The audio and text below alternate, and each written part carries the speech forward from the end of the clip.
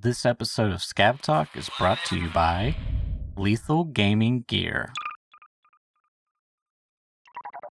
And welcome back to Scab Talk, everyone. Today's episode, we got zombies, outbreak, and escape from Tarkov. What? That's crazy. Yep, it's real. Then we got the hottest new patch, patch 15.5, followed by TarkovTV. Some interesting tidbits there. Some interesting community reactions that we'll talk about. Then we're going to talk about the SCAR meta, not the SCAV meta. I don't know. In production, who messed up that typo? Oh my god, someone fired them. And then finally, I'll close out with why I hate MMOs. Interesting and juicy. We've been waiting for the 15.5 patch for a while. Every week we've been talking, what are we going to talk about this week? Because it's, we're waiting for this patch and it's finally come and we have all the material all at once. Tarkov news always comes in threes when you're waiting through the drought of stuff. So yeah, we've had the patch and TarkovTV, which I didn't expect to have those back to back, but we have it. Let's go in chronological order and talk about the patch. The patch 50.5 was a big one. It was the one that we were talking about last week on the roadmap. And it was an 8-hour downtime. So started at 7 my time and was not going to be up until I think it was 3 o'clock. So that kind of like took the stream out. I was like, well, I'll just do some other stuff. And then halfway through the evening, they were like, oh, we're going to have TarkovTV as well. Or was it the other way around? I think it was that way around. And that was starting to get 3:30. It's just like, okay, well, after the patches come out already? Like, I don't know. But, in usual BSG style, it ended up being pushed later, and so I'm glad that I wasn't on, so I stayed on a bit later and watched that. But the patch itself first, let's just go through, because there's some interesting things, because we have actually been able to, or at least I've been able to play a bit last night because of doing a slightly later stream. So I've actually seen some of the ramifications. I did make a video about this, and at that time, obviously, I didn't know this was going to be, because it was, they post the patch notes as the game goes down. Yeah. So you've got 8 hours just to kind of think about your life decisions. So, starting with the inventory interaction matching, the partial player interaction with stash profile and flea market is now available during the initial phase of matching. Functionality is limited to the period of searching for a server. Feels bad a little bit about that, rather than being able to go through the entire thing. But in my experience so far, it actually feels pretty, I don't know, like I wasn't sure what I was expecting, but it just feels quite natural, right? So you just like start queuing and then you just start looking for stuff. And sometimes I didn't get very long. I got like 20 to 30 seconds when I could fiddle around with stuff. Sometimes it was like 2 or 3 minutes before. I wondered whether did they change the order or something, because did it always look for a server first? I don't really remember now. I'd need to go back and look and see. That's a good question.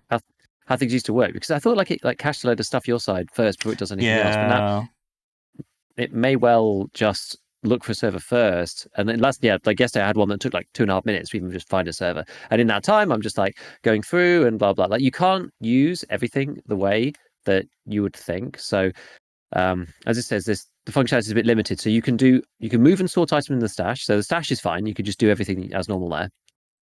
You can add offers for sale on the flea market, which is very interesting. You can't actually see the flea, but they've changed the way that the interface works in that particular menu. And this also has ramifications for the main inventory as well, where you right click on an item and then there's an add offer button now, which is like kind of cool. And when you do add offer, it brings up this like all sort of amended like listing window. And in the top right, there's a couple of stats, which is like, minimum price right now, which you can refresh. So you can't actually see the flea, but you can see the important information up there.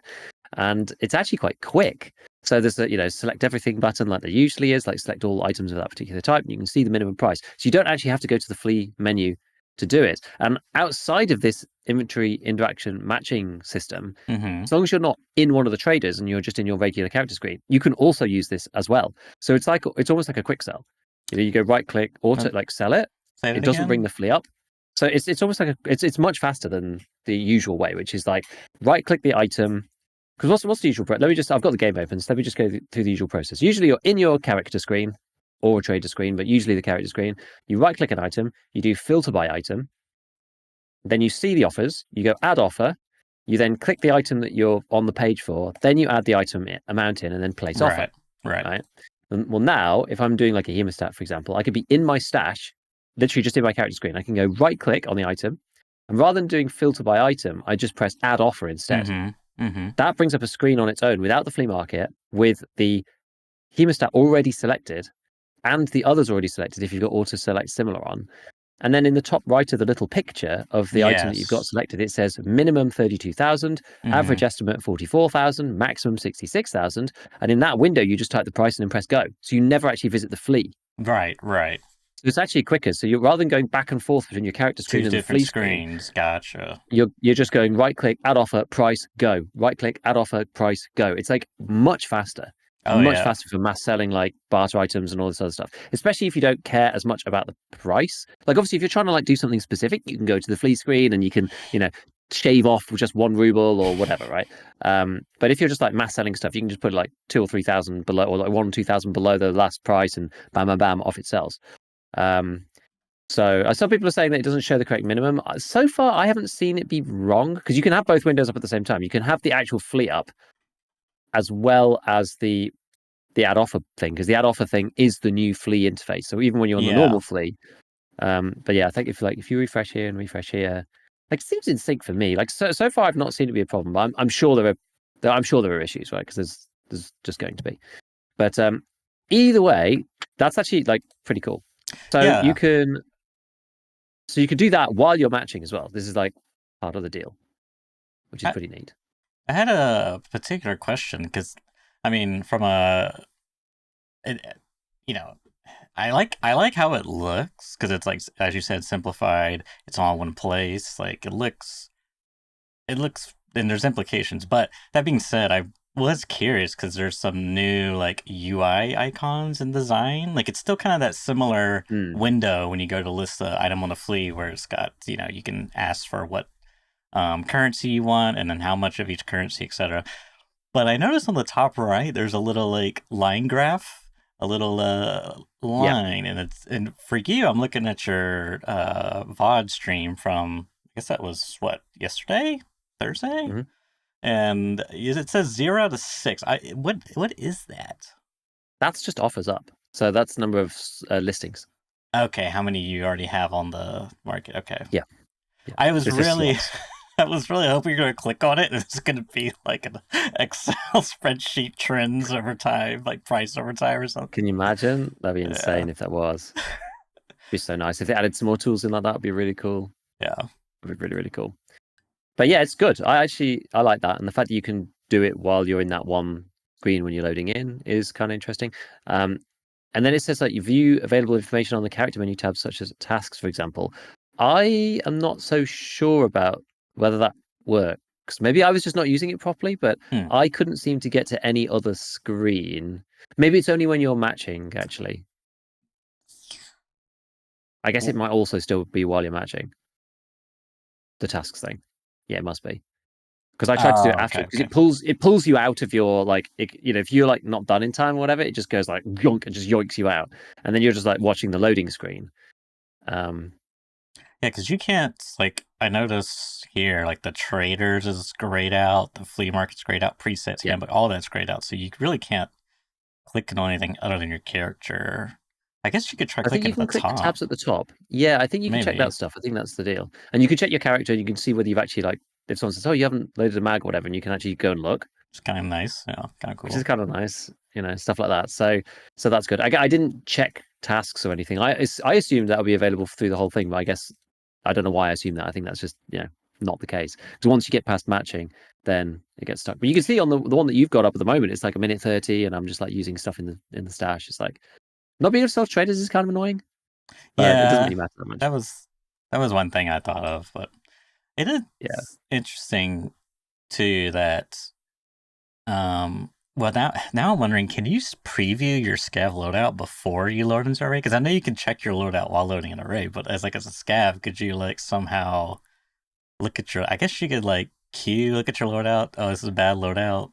Back out or something, but then you would lose I that don't know. scav, Maybe, right? Pretty sure you would maybe lose that yeah. scav. I No one think says so. you Yeah, and you'd have to can. go for the timer again. Yeah. Interesting. Yeah. So this menu.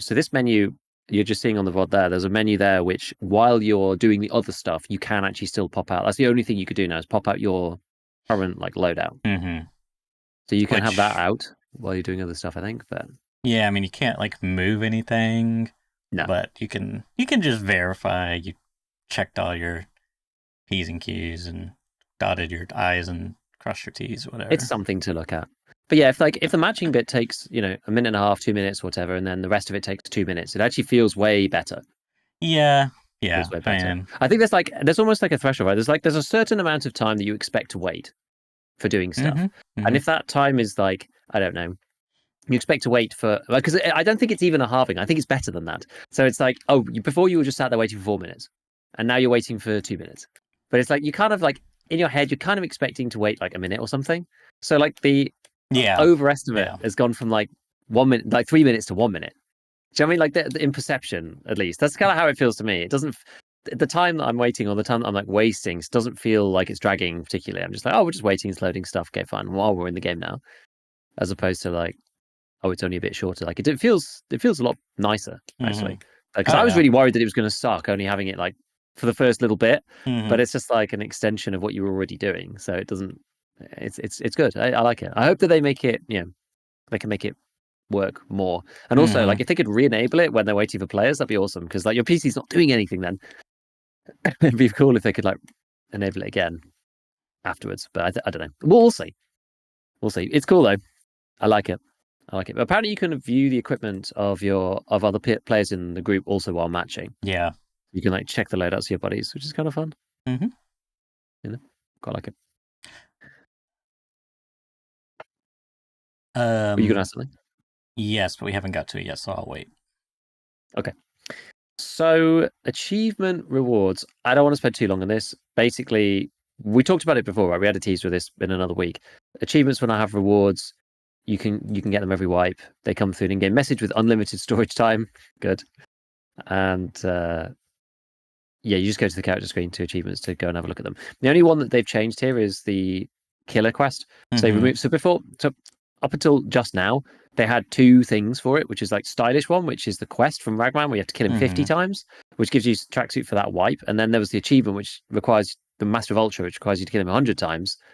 And they've basically removed stylish one, so that the killer tracksuit thing is just about the achievement. It's not about some random quest as well. Like it's like it was weird having 2 kind of ways to do it. So they've removed that. So it's basically just the achievement now. It was like an either or type of thing.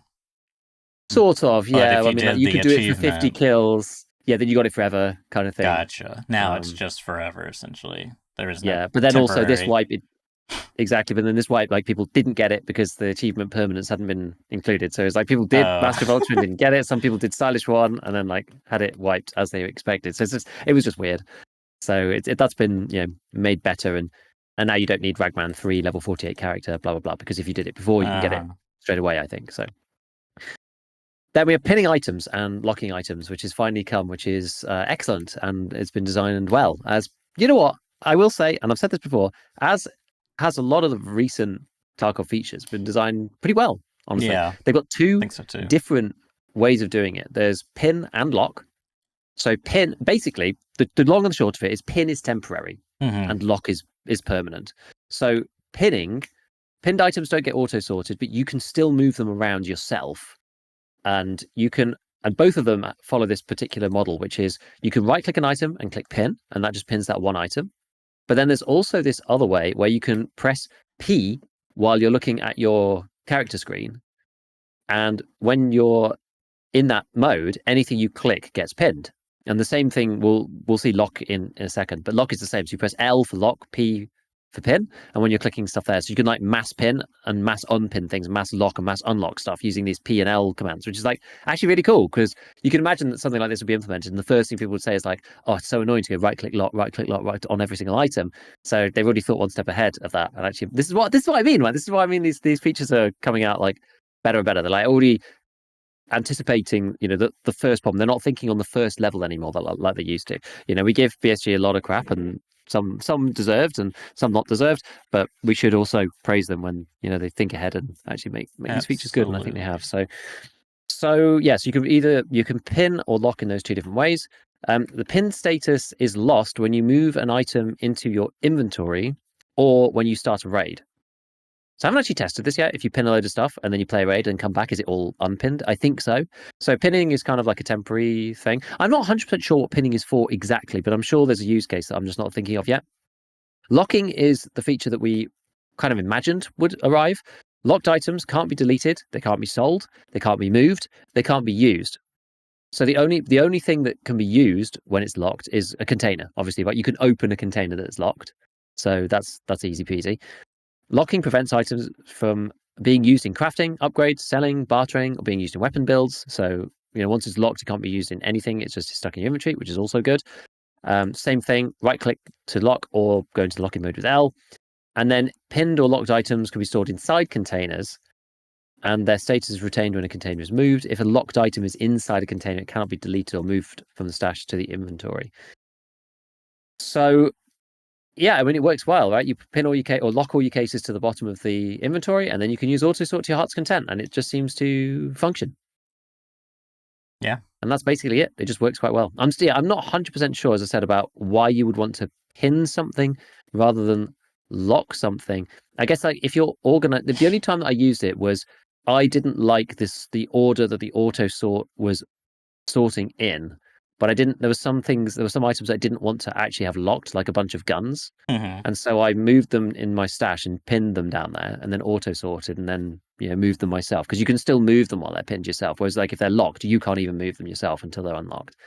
So that's the only time that I use pinning, but it feels more niche, but yeah, more options is never a bad thing. Yeah. So, but the locking thing is insanely good.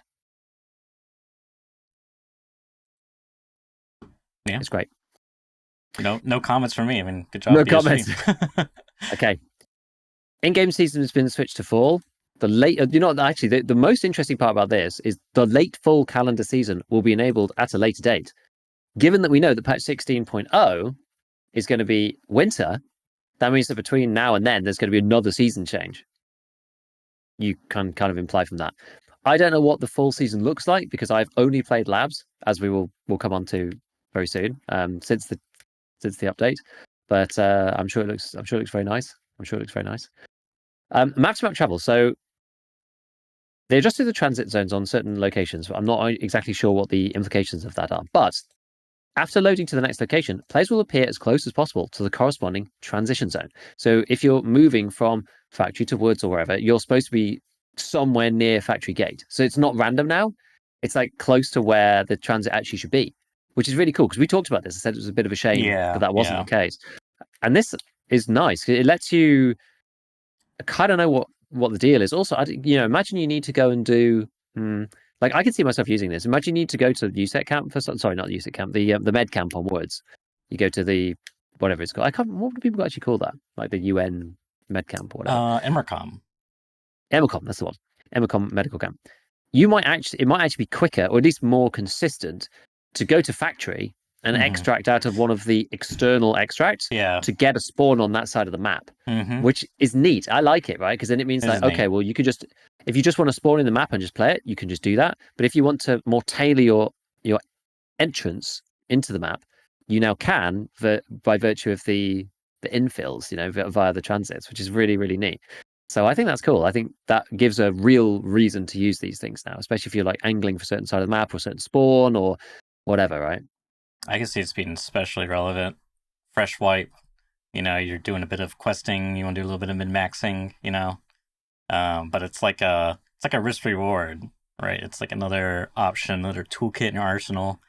Do you take your current, what you currently have and get the guaranteed, quote unquote, guaranteed extract back to your stash, or do you take the, you're like, do I just gamble and just go on to the next one? Stacking quest chains together. It's interesting.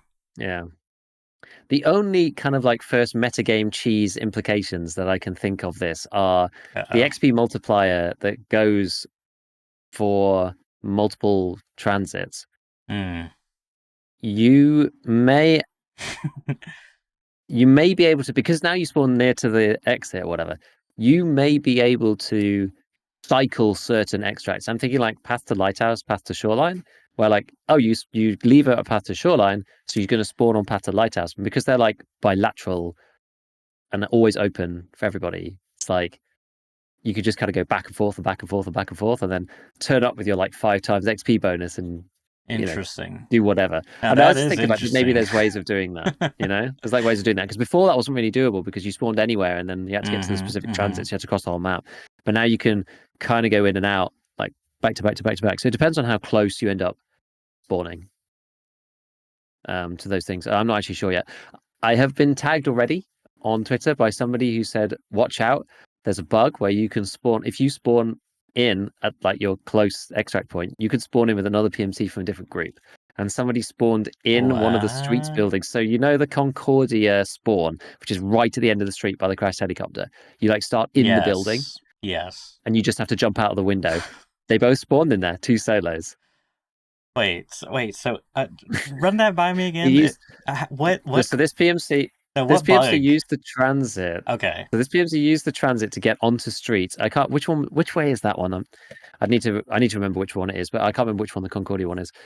Um, and they spawned in, and they spawned in with somebody else who was also at that. I don't know whether they were a transit That's what person or I'm whether they were just a curious about. regular spawner. Yeah. I don't actually know, but they both spawned in as 2 solos in the same room, basically.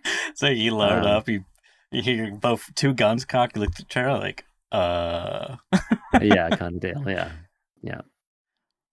So I don't know. Like, I guess that'll be fixed pretty quickly, I imagine. But it seems like there are some shenanigans that are going on at the Oof. moment with these. Maybe it was a one-off. I'm not sure, but we'll see. That is Just be a bit interesting careful. though, because I wonder on the back end how they're gonna try to handle this. Because now you like have a disproportionately higher location, spawn location that's going to be filled.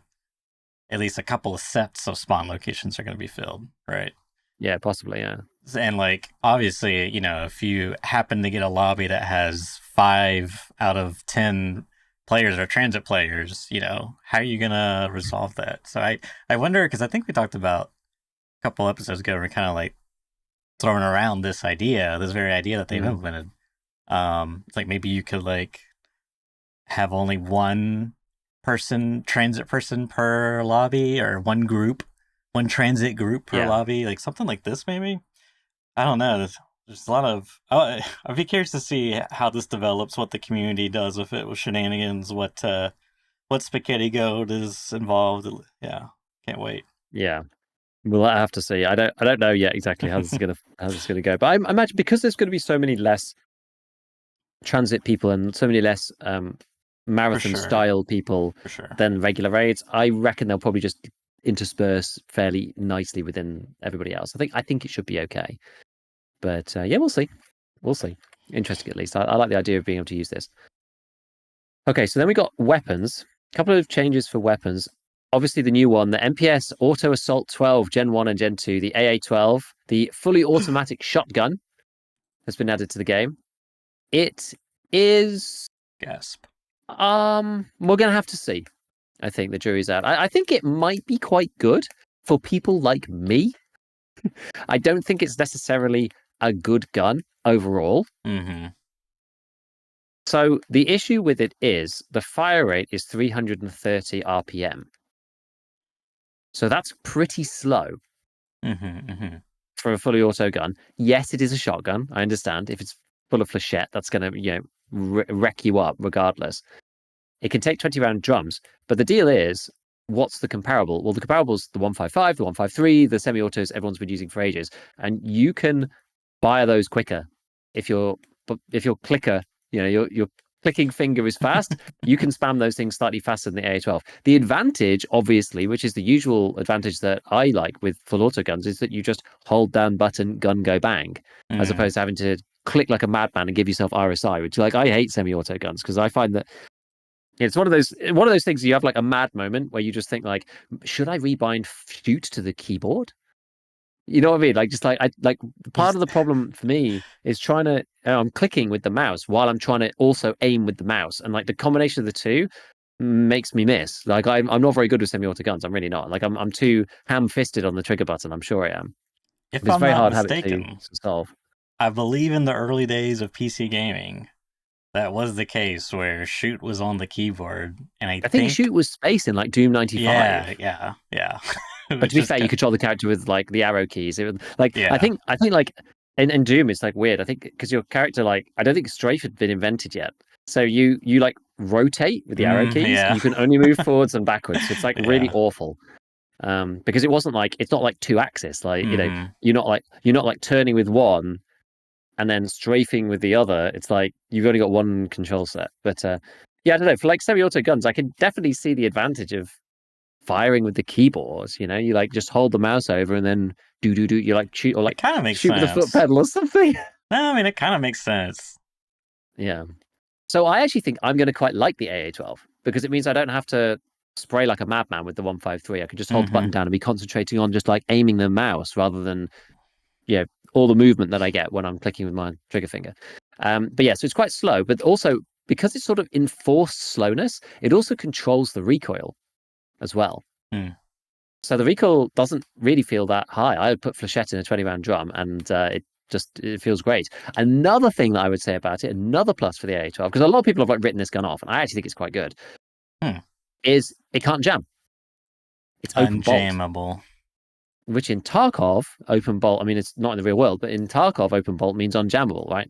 All of the open bolt guns in Tarkov cannot jam. They don't actually have a chamber. There is no bullet in the chamber. The way that Tarkov's jams work is, um, some animation where the round gets stuck or whatever, but like this, they don't have a bullet.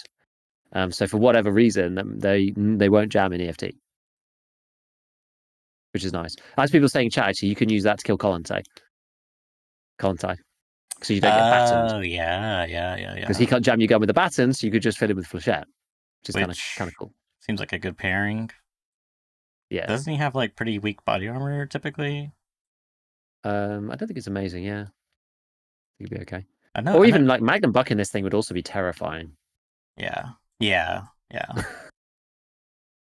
Slugs, I wouldn't want to use. I don't think the recoil's like too high to make sense for slugs. Hmm.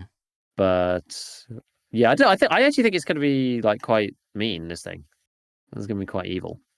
I thought they said they were like, yeah, we wanted to put this shotgun in game, but we tested it, and it was just too unbalanced, Mm, and then suddenly it's yeah. here. I mean, I actually think it's going to be fine. Honestly, like Yeah. I don't think it's as I said. I don't. It's like its TTK is lower than the existing shotguns in theory. I just think it's slightly. It's more. It's just more comfy. It's a more comfy shotgun to use, in my opinion. It's like a comfy version of the Saiga, Hmm. but you can shoot the Saiga quicker as well if you're fast on the trigger finger. Yeah. Huh. I thought The Saiga, the MP153, and the 155, they all shoot quicker. Yeah, I thought the AA-12 actually had a higher rate of fire than what Or maybe the. they've restricted it in game or something. No, it's 300. I'm looking at the. Oh, it's actually higher then Yeah, it's slightly in higher. Tarkov. Okay. They didn't put in the 32 Oh, round maybe. drum mag though. Am I thinking of the jackhammer? No, that one's even slower. I don't know. Yeah. Maybe maybe I've played too many video games to you know. Yeah, we'll see. I mean, yeah, that's the thing. Like shotguns are just suck in this game, right? So nobody uses them. So I think it'll be fine. I actually genuinely think it'll be fine. But I think it's cool. Um, and then they added a load of other stuff. So one that is good. So we actually talked a lot about bipods, right, previously, and we talked about why they can't just allow bipods to be on any rail because that would mean that you could then have a bipod sticking out the side of the gun. Well, they've added the Magpul M-Lock bipod mount. So this is a special bipod mount. Obviously IRL, bipods can go on any rail, right? But they've added a special one called the bipod mount, and I just had a link search on this. This goes on a whole bunch of other stuff. So you can get this connected to the MX rail for the Scar. You can add it on the Magpul Pro 7, like M700 chassis. It can go on there's a bunch of AR-10 stuff like the Aeronox, handguard, Geisley, loads of stuff for the AR-15. It can go on like the Midwest handguards for the HK, 11-inch like MCX Spear handguard. There's like a whole bunch of stuff. Like same with there's a Lancer MPX one. So there's like a whole bunch of more handguards that work with this. The FAL one as well. One of those also works too, and the SVD modernization kit, but I didn't need it. Sorry, I have to ask, is this new? Because I do not recognize this part. Yes, we are just about to come on to that. That Oh, is the next okay. bit. Oh, okay. Perfect. As we Yeah, planned, of course. exactly. So there's those parts, and then there's Odinworks keymod bipod adapter. So keymod and mlock, and then there's also one for the Keyslot XMC as well. And then there's the new attachments for the SCAR, the G36, and the AUG, which is what Oh, you're that's looking at what right that is. now. Okay, yeah, I forgot about that line. Yes. So there's a Ooh. bunch of different things on there, both for the SCAR L and the SCAR H, Mm-hmm. which is Mm-hmm. kind of interesting. If you just like have a gander through, there's a couple of different side rails now, some different ones of those. There's a bunch of different handguards. There's not too much has changed really in the grand scheme of things, but it's basically instead of the SCAR bottom rail, the old Oh. one was the MREX one, the MLOC MREX rail, but you can now get Mm-hmm. this CASV version. There's also a PMM low mount, but that doesn't really do anything. It's kind of crap. Whereas the CASV SCAR handguard is actually strictly better than the MLOC MREX. That one used to be +3 ergo and -2 recoil, and this thing is +4. Well, that's in actual points. So yeah, it was +3 ergo and +1% recoil, and this new one is +4 ergo and -2% recoil. So it's like a little bit better. It makes it look like a mini scar, a mini foul, because it's Hmm. a CASV. Like the CASV handguard's like pretty much Yeah. usually just on the foul, so it makes it look like a little foul. You can also change the stock now, Yeah, I saw that. You got a which is stock kind of crazy. adapter. Yep. So there's a bunch of stock adapters. There's also an actual new stock for the SCAR. It is Ooh. called the VSS11 polymer stock, and I think this one is really quite good. It's -23 recoil. The base stock for the SCAR is -17, right, for context. So this thing is 6% recoil better than the base stock for the SCAR, and it also increases the ergo from 3 to 10. This is like a significant buff to the SCAR. I'm kind of leaping ahead a little bit till later. I mean, we can Mm-hmm. we can have a look through some more of these parts in a bit. But yeah, so there's that, and then there's also the instead of the scar folding thing, you can get the RE scar, which is basically like a buffer tube like mod for it. And then there's also another one called the RSA scar adapter, which is like a flat sort of a flat back to it, which allows you to add on all of the like SIG stuff, anything for the spear and anything for the MCX, those kind of ones, the ULSS and the folding knuckle stock Mm-hmm. adapter and blah blah, all those things. But I think the one that's better, you're probably going to be better off just using the buffer tube version, I think, because that gives you like 1% recoil reduction. Actually, no, maybe not. Actually, maybe not, because then you miss out on the advanced tube then. Actually, so you're probably better off with the RSA. But we'll come back to that in a Oh. bit. And then we've Whoa. got the G36 as well. I haven't actually looked at the G36 yet. I've seen like a couple of screenshots and things, but I haven't checked to see exactly what's new. I think there's one or two different flash hiders. There's a new slimline handguard. It's called the HK G36 Slimline HK handguard. Whether there's any better or not, so it's got more ergo, it seems, and the same recoil as the long handguard. That's actually looks like it actually might be quite decent. I wonder if this one. The big question about the G36 is like whether you can use lots of different barrels with it, Mm. which it does look like you may well be able to. So this one, yeah. So this uses the longest barrel. So that actually makes it quite good. So it uses the longest barrel, or the middle one actually.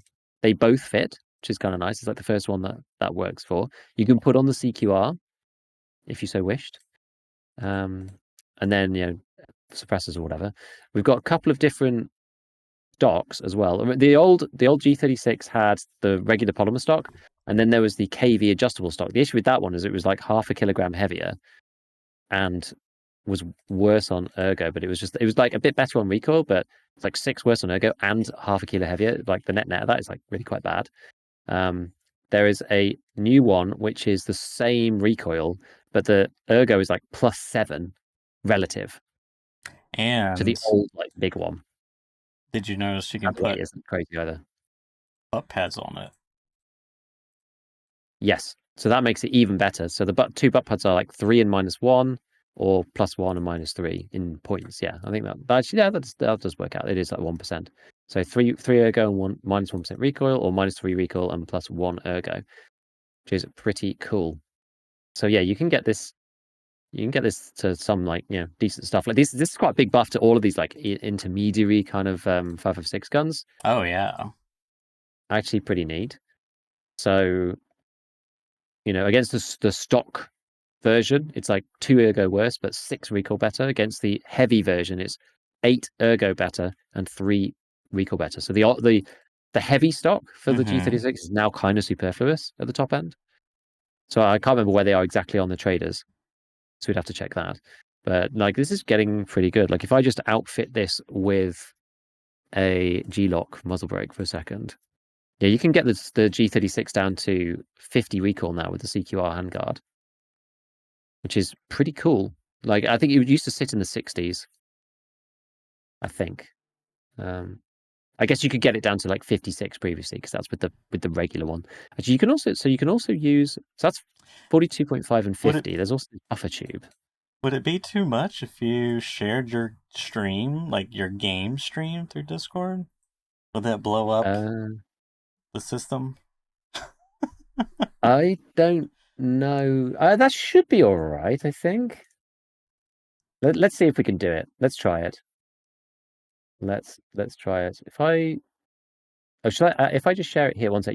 Church is going to get muted for a second because I've had to move over here. Let me see if I can just share my screen. Yeah. Oh, can I do this? Because you have the stream PC, yeah. I've been silenced. Hold on. Suppressed. You have been silenced. No, I can't do it because actually I wonder if that's gonna cause all sorts of problems. I can't do it because Tarkov's not running on the stream PC. I'm not picking up my stream PC in OBS either. Because I'm picking up your NDI overlay. So my stream PC is not actually consuming my gaming PC right now. Okay. Oh, so you're streaming from the stream PC. It is technically, yes. Yeah. And yes, it is technically pulling in the screen, but my Discord client doesn't see. Right. Why doesn't it see that actually? So let me just see. Share your screen because it should come up as a screen really. Is your Discord client? It doesn't. On your gaming PC or is it on your streaming PC? Also on my streaming PC. Okay, yeah. Then I wouldn't see Tarkov because you're running Tarkov on the gaming PC. It should see it through the capture card, but that's not an option. Oh. It's probably because the capture card is in use in OBS, even though I'm not actually using it technically. The only way that I could do it was to open Discord on my gaming PC and share it there. But I don't know what that's going to do because then I've got Discord open twice. You don't have one in which I'm talking to you and one in which I'm not. And I don't know whether we can try it. It's only our voice, so it shouldn't. Should we just try it? Let's just try it. Sure. I mean, I think try it live. You have to get on your alternate account. I don't have one. Wink, wink. Let me see here. If I do, this is going to explode things real bad, isn't it? It's okay. Connected on another client. Okay.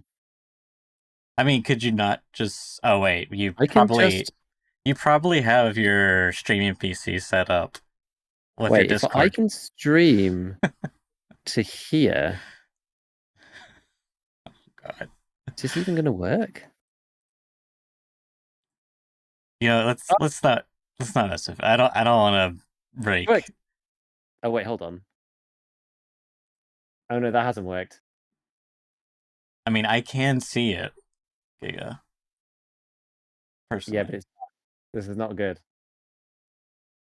Yeah, that's bad because that then. Wait. Yeah, no, that's not a good idea. Yeah. That's not a good idea because you probably have it rigged up for your stream. Yeah, because then the stream won't hear me. Yeah. Oh, sorry. Everyone's lost you again. There we go. Because the stream won't hit. Yeah. Anyway, we got to. Yeah. This isn't going to work. You need Airwing had 2 different accounts, one for his streaming PC, one for his gaming PC, so he could. Yeah, I'd need to do that. Basically, stream his game to the people, his teammates, and then still Whatever. It's okay. I was just it was a thought that occurred. We tried, but it doesn't work. That I doesn't just make it have to look so. get good and find those nuts and bolts. I'm telling you, I'm I know, skill I issue, know. skill issue. We're saying this is the important. That's the one important investment that we need to make into this show, is Church to find some nuts and bolts Can to be you? able to use the workbench on PvE. Oh wait, you can't drop me nuts and bolts, could you, in PvE? Wait, can you co-op together? I don't even You know if PvE. can, yeah, you can. I mean, you You want to can. RMT me some PvE? I'm just kidding. Anyways, all right, let's jump back on the track. We got Well, the way problem is I'm only sidetracked. level 10 or 11 in PvE, so I can't even buy them off the fleet and give them to you anyway Ah! because I've not played much PvE either. Right. Okay. Okay. So where were we? G36. Mm-hmm. Big buffs to G36. Big buffs to the Scar. Um, I think the yeah. So okay. Yeah. There's that, and then the Org as well. So the Org has Yeah. some interesting stuff. The Org has a new upper.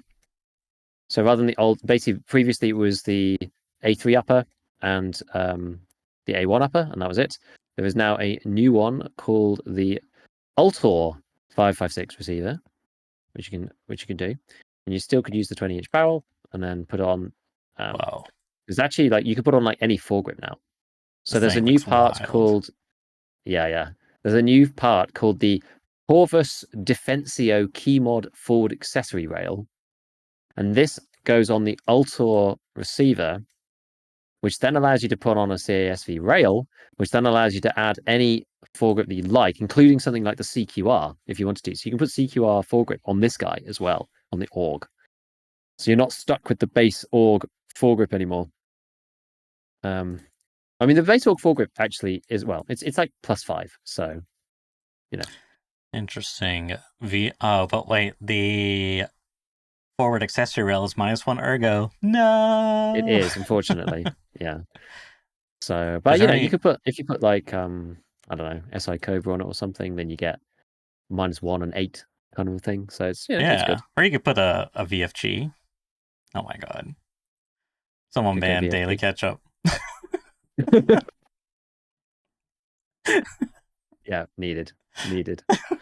I'm not going to, only kidding. And then I think that is, and then there's a new like top rail that goes on the Ultor. Basically, like the Ultor thing has got like everything new with it. So it's like Mm-hmm. Ultor mount underneath, then putting foregrips on. There's a top rail that you can add on the top to add like sights and whatever, which is a little bit better than like the high mount because it goes along the whole stretch of the Org. You can now use ring mounted optics like quite low on the gun as well, and then you can use like the Ratworks like you usually could. Now I don't know whether something changed here, whether it's just me forgetting how the Org is, but like this gun, I think that the Ultor one, I think it's like, I feel like it's significantly better. I don't know whether this is true or not. The Yeah, upper, it's like 5. Yeah, it's like 5 ergo better. I think. 5. It's like 4 ergo, Let's and see. yeah, it's about 4 Oh, ergo better than the A3, and clearly better on recoil as well. just But I don't really remember the Org having this much ergo. I don't know whether I'm just forgetting something or whether something changed the base stats. I don't really know. well, how much ergo are you talking? Well, it's got like 70 ergo before you put on a suppressor, but obviously the Yeah, suppressors do a number. Maybe that is right. yeah, that sounds about right Maybe to that is me. the way it always Anyways, was. I might be just Yeah. hallucinating, but Might also be because I almost always put oh on, well. some suppressor of some kind. You are correct. The A3 upper by default has -1 ergo, and whereas the Voltor has +3, so it's a delta of Yeah. 4 ergo. So that is like definitely something. And you get Okay. -3 for recoil, but recoil on the bullpup is kind of not super value. Like it's nice to have, but Yeah. I don't know. You can certainly do things with this thing now. yeah, like you know what I want to do? Can you put a can you put a bipod on it with I the was looking earlier, and I actually don't think you can. oh, tis BSG. I I don't think you're think you can. right. I've had a look around for it, and it just doesn't seem doable. So I don't think the Org can take a bipod. I'm pretty sure. It's not definitive, but there's no like barrel lock thing. This Yeah, console thing won't I take one at the end. There's guess not like 2 slots for it. It's got side slots, but not one at the end. I guess that is So where you would want your bipod to go, is on the like 20-inch barrel towards the end of the barrel. yeah, I mean, there's a little like mounting thing on there, but that's Uh-huh. for the suppressor. Yes. That's for the So, T4 AUG suppressor. That's like how that mounts. So it's not really for that. So it doesn't seem like it's possible, unfortunately, on that particular gun anyway. But like most other guns can take one now. uh-huh. That would be. I mean, I just want to fulfill my bipod fantasy, please, BSG. Give me. Actually, I mean, we'll talk. Well, should I go on and mention some of the? Let's just keep going in order. Let's finish. Did we finish up the patch notes? Was Nearly. that pretty much There's it? a basically just a fix list. Weapon, weight on weapons when switching from the flea, soft locking of stuff. Nothing that important really. The incorrect calculation of the player's weight when equipping the unsearched backpacks. You can't like trade backpacks anymore and get no weight now. So you fix that. Fixed player scouts appearing in random locations for a short time before spawning. You'd see them on factory just like vibrating in the floor sometimes when people were like spawning in and stuff like that. It's just like weird. Apparently that's fixed. So yeah, a few bits, but that's the patch. Yeah, the one thing I was going to ask earlier, I meant to mention, was about the locking containers. Because the way I read it, I was thinking secure containers. So I was like, Oh. what? You could lock items inside a container. It cannot be deleted or removed from stash inventory. I was like, why would I want to lock items inside my secure container? Like, then I was thinking, like, oh my god, wait, mate, you can lock items in raid. Can I lock items in my container, move them, like, put them in my backpack so they can't be looted? But no, I was on one in my, Hallucinating for yeah. real. Yeah. That would be a very hilarious bug if you could like lock items and then get them in your backpack. That would be funny. Yep. Okay. So patch came through. Mm-hmm. Didn't actually go up when they said they were going to at 3. Mr. Buyanov came on at 3:30 my time and started the old TarkovTV Live, in which we got some interesting information. Have you seen any of the stuff? Have you seen a review, like a quick short version? Did you watch it, or I did just watch it. surprised? I skipped through bits of the arena stuff. Oh yeah, there's a lot of And arena stuff there to was a lot start. of arena. I timestamp it so that I can figure out like what I need to do if I need to use the things in videos at some point. Mm-hmm. And it's like 18 minutes into my stream. 2.2 is coming with this fort map, and it's going to be a new game mode as well. So the fort map looks quite cool. It's very clean. There's a new game mode which is like a 5v5 team deathmatch, capturing and holding points kind of mode, which looks quite cool. I think I actually might play that. Like it actually looks fun and more dynamic. The thing that I understand why people like the other modes, especially Blast Gang, but there's a bit too much of like sit around, wait for the bomb, campy, like try and push into the defenders kind of thing, which is just like whatever. Whereas this is a bit like a sort of hybrid between Last Hero and something else. So yeah, there's a team, but you're like incentivized to run around and capture stuff. So that seems kind of neat. It's like looks like there's 3 points to hold, and whichever team captures them for the longest ends up winning, something along those lines. But yeah, basically skips from like 18 minutes through to like 30 minutes for the next thing that he was talking about, because they play like a whole bunch of arena on stream and whatnot.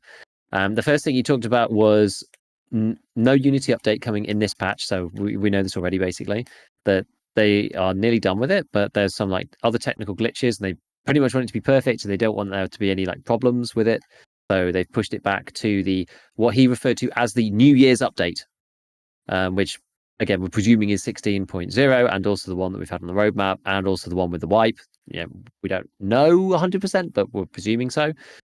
And there's a few more things for arena that are coming. There's a new grenade, which is like it's like a ping pong ball kind of thing. It's like tiny. It's called the V40. It's like a little powerful, like a less powerful grenade, because basically they said grenades in arena using the EFT grenades are just like too powerful. That's why they had to basically get rid of them. So they've added a new grenade, which is like a tiny little mini grenade, which is better for arena, but they're also going to add it to base game as well. And it does exist. It's a real thing, and it's like really small. It allows you to carry loads of them because they're like tiny, which is kind of fun. They are adding an MVP type sort of thing to arena. So if you did really well, then you're like MVP on the screen, which is kind of cool. It's like he showed off some animations for that, which is quite fun. And then they continue to work on the synchronization stuff. All of that, all the synchronization has worked for me. After I was having like plagued by like weeks of it just not working, and then they suddenly had the thing where quests were rolling back and whatever. Ever since that, they kind of like froze it and like tried to fix it that way. It seems to have worked for me. So everything seems to be okay there. Yeah, there's like a new cup as well coming from Arena, but that was basically it on that side. Then patch 15.5, he went through a few things that we'd already talked about. Then there was some stuff like the most interesting things that he was talking about was obviously for the next patch, for the one in winter. So the first part was he called it. He said MCX rework and like John Mag for it, but it's not an MCX. It's clearly an MPX. Very clearly an MPX. And there's a drum mag for both 5.56 and 9mm, it seems, which is like they're two like double-sided like curl around sort of thing. It looks like the P mag, but like two of them. So I guess this is a 100 rounder, I think.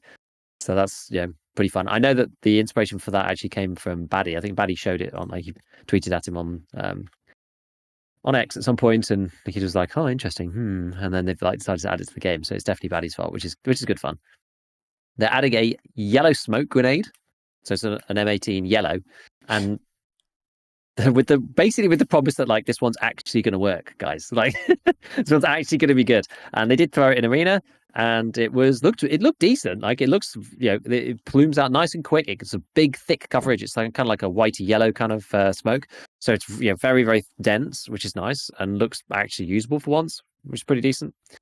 And then they're adding a 100 rounder for the Uzi as well, which is just pure joke. Yeah.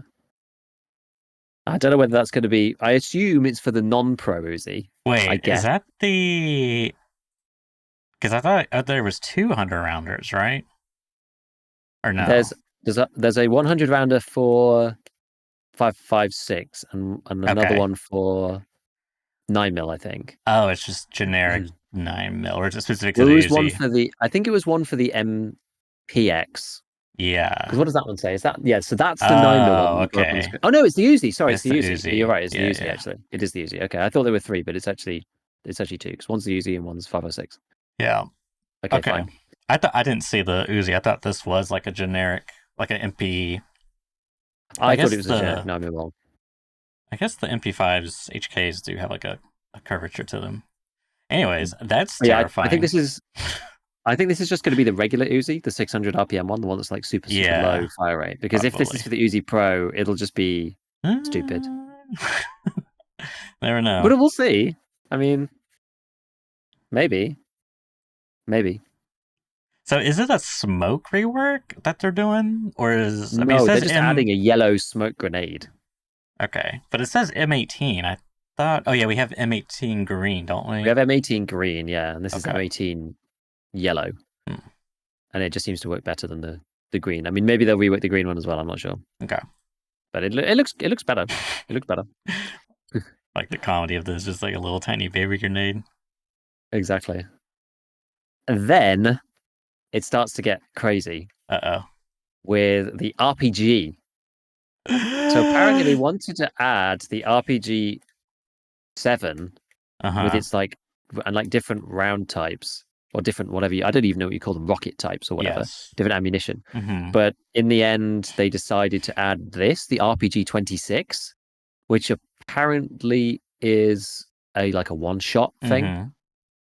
I think it's just a one-use RPG, so it's not like you can't like reload the launcher with like different rockets or whatever, with different grenades. It's just a one-use thing. But he did mention, to blow up the BTR and stuff like that. So like, that'd be cool if there's like rocketry and some reasons to use it. That'd be nice. Yeah, I'd enjoy that. So that was pretty fun. He sounded like super, super excited about it as well. Yeah, there's the MPX rework, right? But it says MCX, but it's definitely the MPX. Yeah, says. Sorry, is it? Yes. Oh no, it says MPX here. Okay, he said MCX on stream. Yeah, okay, they got it right on X. Yeah, he just misspoke. But it does look good. But there's nothing like new there, right? It's like the 50 rounder, the 41 with the extra extra plus pad base, the 30 and the 20. But it looks really sleek. Yeah.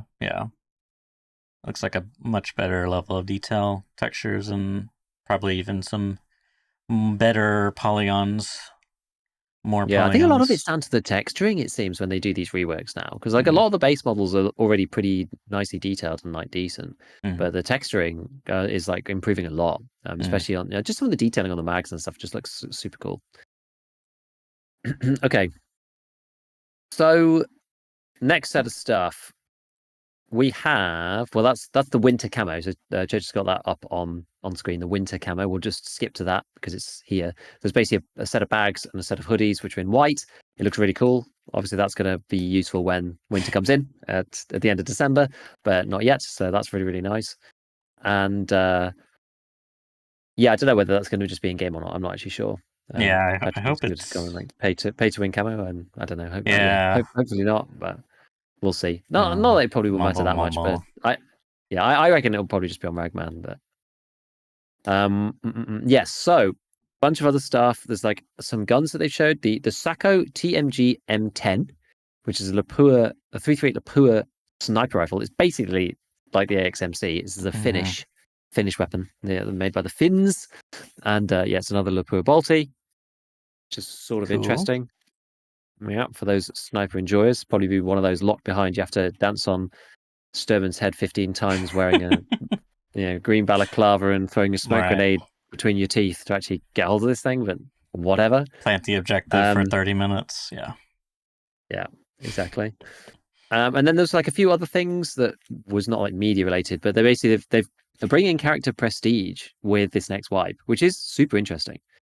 And there's going to be 10 levels apparently of prestige. Like that's a lot. And that you're gonna when you prestige, you either have to. He didn't like really give any specifics about like what it Hmm. takes to do it, but it's like he said, level quest, whatever it is that you do to get prestige, then you can reset your level for bonuses. Like he already talked about this a little bit before. You can have some perks, you can also have some drawbacks, and maybe like hardcore mode would be one of those where you can get like I don't know extra XP or whatever if you are playing hardcore version if you take some downsides. But this time you basically just said you can reset for bonuses and basically like new containers, different backgrounds, voice lines, collectible figurines, stuff like that for prestiging, which is interesting. So it sounds like there's a whole lot of stuff. We know they've been mapping this out, so we will see exactly how that goes. And it's only going to be on PvP for the time being, not on PvE. Unfortunately, I think like it would be quite good to have it on PvE because people have a PvE character forever. So kind of prestige almost feels sort of important there, but whatever. They're doing it on PvP only for the time being. Then they moved on to the customs rework, which I was kind of surprised, but I guess it doesn't matter too much. Basically, they're opening out certain buildings and redoing bits of the layout. Like, obviously, it's not going to be completely different. He said, "Oh yeah, we're reworking it. There's going to be new stuff and like a lot of the things are Oh. changing around the factory zone. Apparently, Yeah. Do you know where this is at, Giga? So yes, this screenshot here we're looking at is inside the Sniper Scav building at construction and in between Crack House, I believe, because it's got these sort of yeah, big. I don't know these. I don't know. I'm not a Windows person. I don't know what kind of windows these are, but they got like an arch at the top. yeah. um. It's the Yeah. building that connects to the machinery shop, right? Yes. Yes.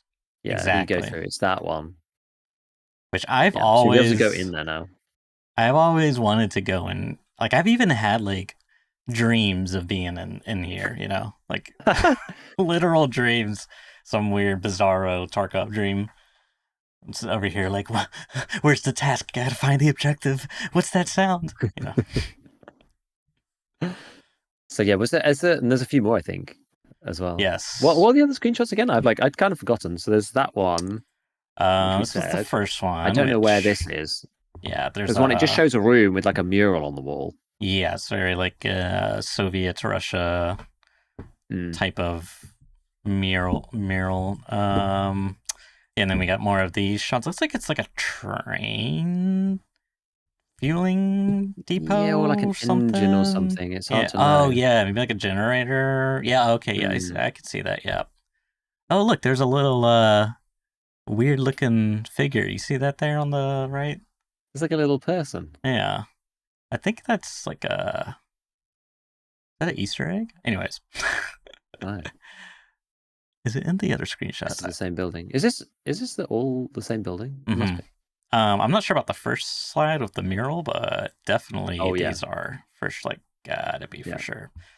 So that's cool. Then we got more, which this looks new / expanded. Where is this? Where is that? Is that the building we were This just looking at? Oh, it is. is the building we were just looking at. Where could this Ah, be? Is this like the? it's got the smokestacks.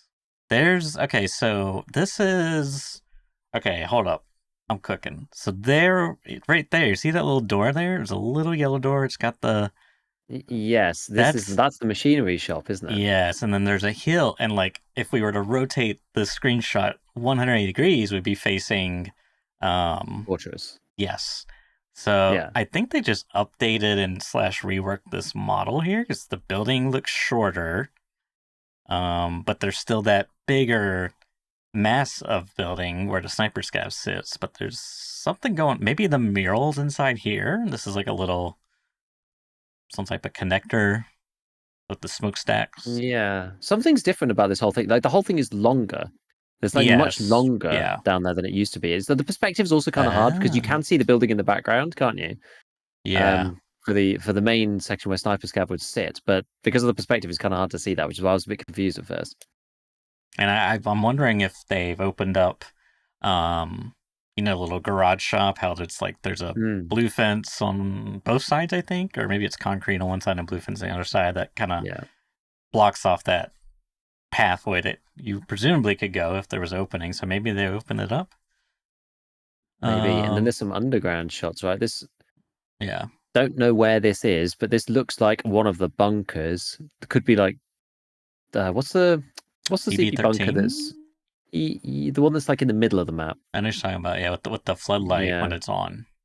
yeah, it could be that one Yeah, that potentially. would be It's my like a lot guess. wider opening at the bottom, I think. Yeah, and there's like a terror group's lab tarp on the floor, dirty. Then we got inside of a military shack sort of looking place. I can't really tell where Hmm. there's windows on both sides. I can't tell. There's like a desk with some ammo crates and Can you see out the window? Like, what's out of the I window? It's can, like but a it's like mural of some kind. yeah, I can't really make it out because it's kind of like chromatic aberrated and it just looks a little not crystal clear. Maybe that's just the glass or some type of like glass. Yeah, I'm not sure. Broken floorboards. That looks very good. Like, one thing I will say about them kind of like continually updating the game and reworking map locations and expanding like the environmental level of detail, immersive factors, always improving. Like the factory works, for example. The only thing about the factory work is the lighting sucks, but otherwise it's great. It's great. But that's nothing new for Tarkov. Anyways, we got another brick factory building with some piping, kind of similar to pre-existing customs, and also a factory. Some tile on the wall, some concrete blocks. I mean, this looks pretty expensive. Man, customs can be wild. Yeah. Interesting to see so much new stuff. Like the only place that's really underground right now is that basement underneath the warehouse 14 with the power switch. It's really the only place where there's extensive underground and like a little bit under fortress. So maybe some of these places will connect together more closely. Yeah. I wonder why they show the checkpoint building there because it doesn't look any You different. know what? Yeah, I think they reworked it. So notice the glass here, the window, and then it's got like this metal grate on it with Mm. the sort of fanning. That's the same here. Ah, is it the inside? Yeah, so they've reworked. They've Yes. like greatly updated because you even got like a little guard shack here inside of it. Guard shack, offending guard shack, a I think little you're right. window booth. That's cool. Which it's really nice, honestly, because the 2 times in the entire Tarkov history that people have been inside that shack. It's pretty bland. Like it's pretty stale. It's just like a box, empty. Couple loot crates, and that's it. So it's great to see that it's getting like significantly updated and overhauled. But yeah, this looks good. It's cool. He also then mentioned that the woods location content as well.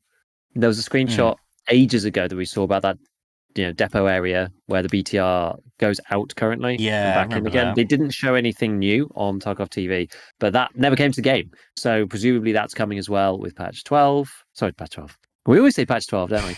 With patch 16, the winter update. And apparently that's having some new exit types as well on woods as well, supposedly, Okay. which is kind of intriguing. And he also mentions that you might be able to get like quests from the BTR man, apparently.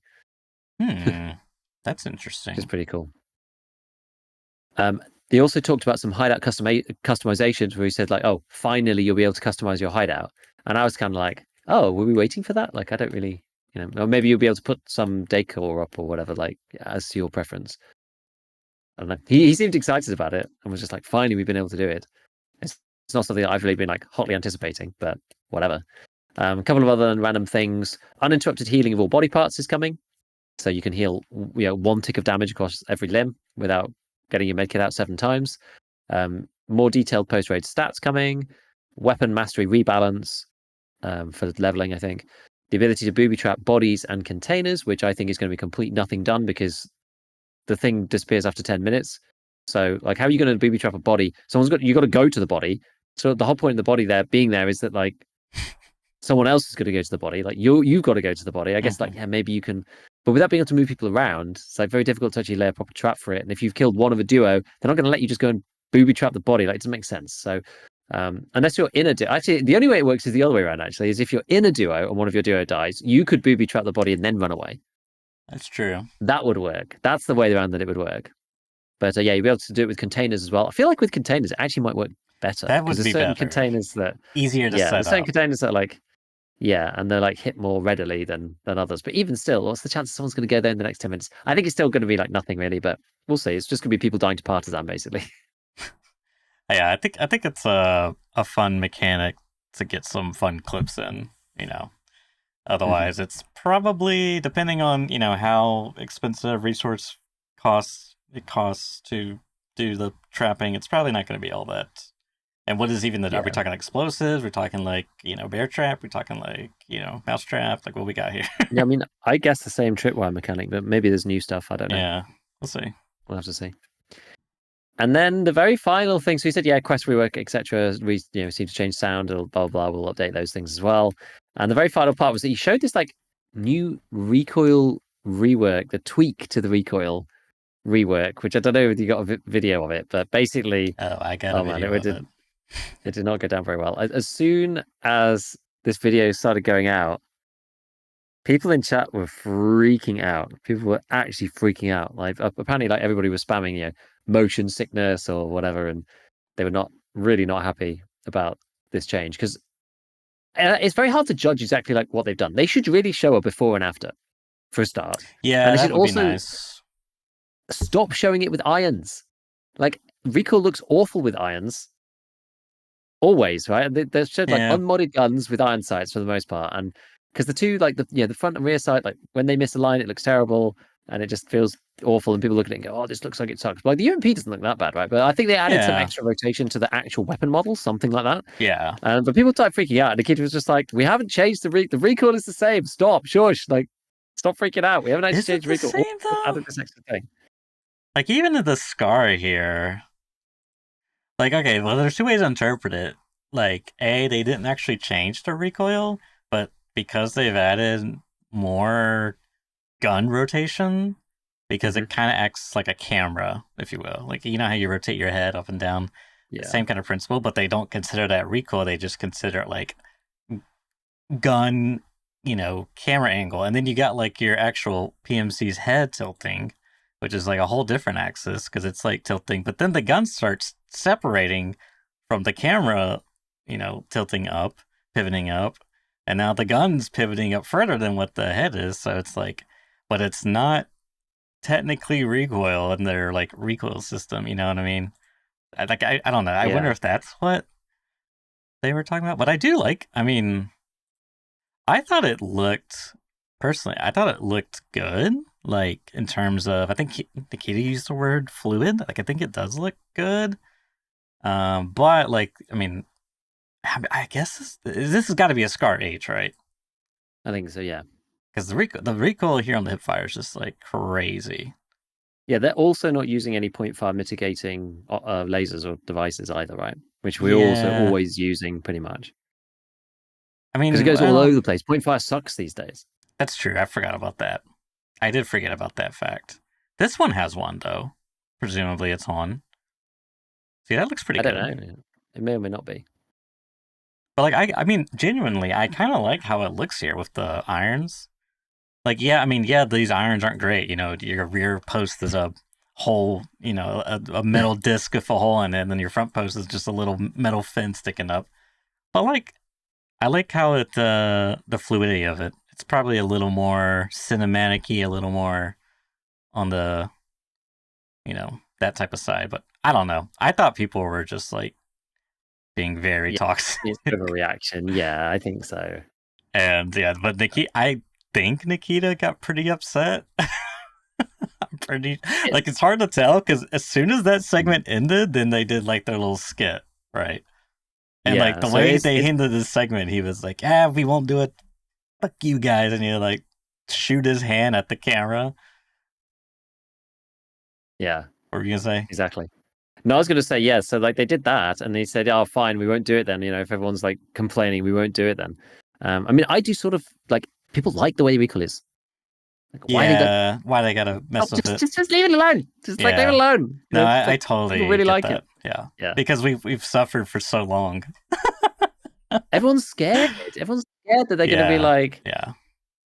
yet it must be more difficult to control the leak up now. And just, everyone's like, just leave it the hell alone. Like, it actually feels all right now. You know, Yeah, I think just they want it to look more, cinematic-y, more like, oh, look at the screen and the feedback and the visuals. I think that's what they want. I know, Because, I like, know. if for me, as someone that's kind of like a bit more removed from Tarkov these days, I don't even remember what the recoil feels like. But, like, what this looks like, the fluidity of the gun kind of moving back and stuff, like, I think that looks really good. Yeah, I don't know. I'd need to see it side by side. I honestly couldn't tell you, like Or just put it objectively. on ETS, maybe? Like, I don't know. It's Yeah, weird. exactly. It's very weird that Yeah, they, as you said, they just decided out of the blue. By the way, we're yeah. doing this. We're doing this random thing to Recall that's been so controversial for so long. We're actually in a place where the player base likes it. We're gonna change it. By the way, everyone was just like, no, Yeah. don't do that, and I understand why. Um, Action Chat has pointed out apparently there was some new extracts on woods currently. So they said they're adding new woods extracts in the next patch. But apparently they've changed some like now. Apparently the co-op extract is up at Scabbridge, and they've added a flare extract Oh. between ZB14 and the USEC camp. ZB14 in the USEC camp. Oh, cool. The like a road slash open field of the power. Yeah, That's cool. something like that. That is neat because then it means the problem that I find with woods is that 9 raids out of 10 you're having to go to outskirts, Yeah, and then occasionally you get to go to like northern UN roadblock or UN roadblock. yeah. And most of the time you're just going to outskirts. Yes. So okay, so what happened then? The recall thing happened, and then Nikita got slightly annoyed. But I think that was the point at which they wanted to finish anyway. Like they had it planned to finish because as he was talking about it, like the room started filling with smoke, and then suddenly like a bunch of people came in, and they had to put like wear a load of gas masks, and then they put this like alarm thing on, and then they all left, and then the stream just went down, and the game came back up, and the Halloween event had been released, which is zombies, which is actually like a really cool way to do it. Like it was a good ending. Hmm. It's hard to know whether like the kid was actually annoyed or not, or whether he was just like playing up to it. It's like very difficult to know Yeah, uh, yeah. with him. But anyways, the game came back up. There's like zombies on labs in particular, and a new quest which was to do with like investigate the source of the rumors on labs. So you basically go to labs and it's like actual zombies on labs. It's like really really crazy. They're quite hard to kill, I would say, given the number of them. You need to bring a lot of ammunition, and basically you had to go and find this new area on labs, which is by Blue Room. So if you think of where you got the two staircases that run up the keycard room corridors. So, you've got like the one over by servers, and you've got the other one at the other end, which is just over by, I guess, like the cargo elevator. You've got these the big staircases that run up through the keycard room corridors. This is labs. Blue's on very top floor, right? Is blue middle? I don't remember. I'm pretty sure it was the middle one. I think it's the middle floor that has this. That has the second floor. Yeah, I think so. And so as you come out of the cargo elevator staircase on that floor, normally if you look left, there's nothing there. But now there's a set of double doors. Maybe there was before, but I don't know. They were locked or whatever. I think it was just a wall. But now there's a set of double doors on the left into like a new area in labs, and you have to go in there. And there's like a bunch of experiments going on, and you basically have to go there twice. Like I think there's now another part. So the first section you have to just go in there and investigate the source of the rumors, and then you have to go back and get like a blood sample. There seemed to be two. There was like a guy just inside the doorway, and the blood's like maybe on his knee.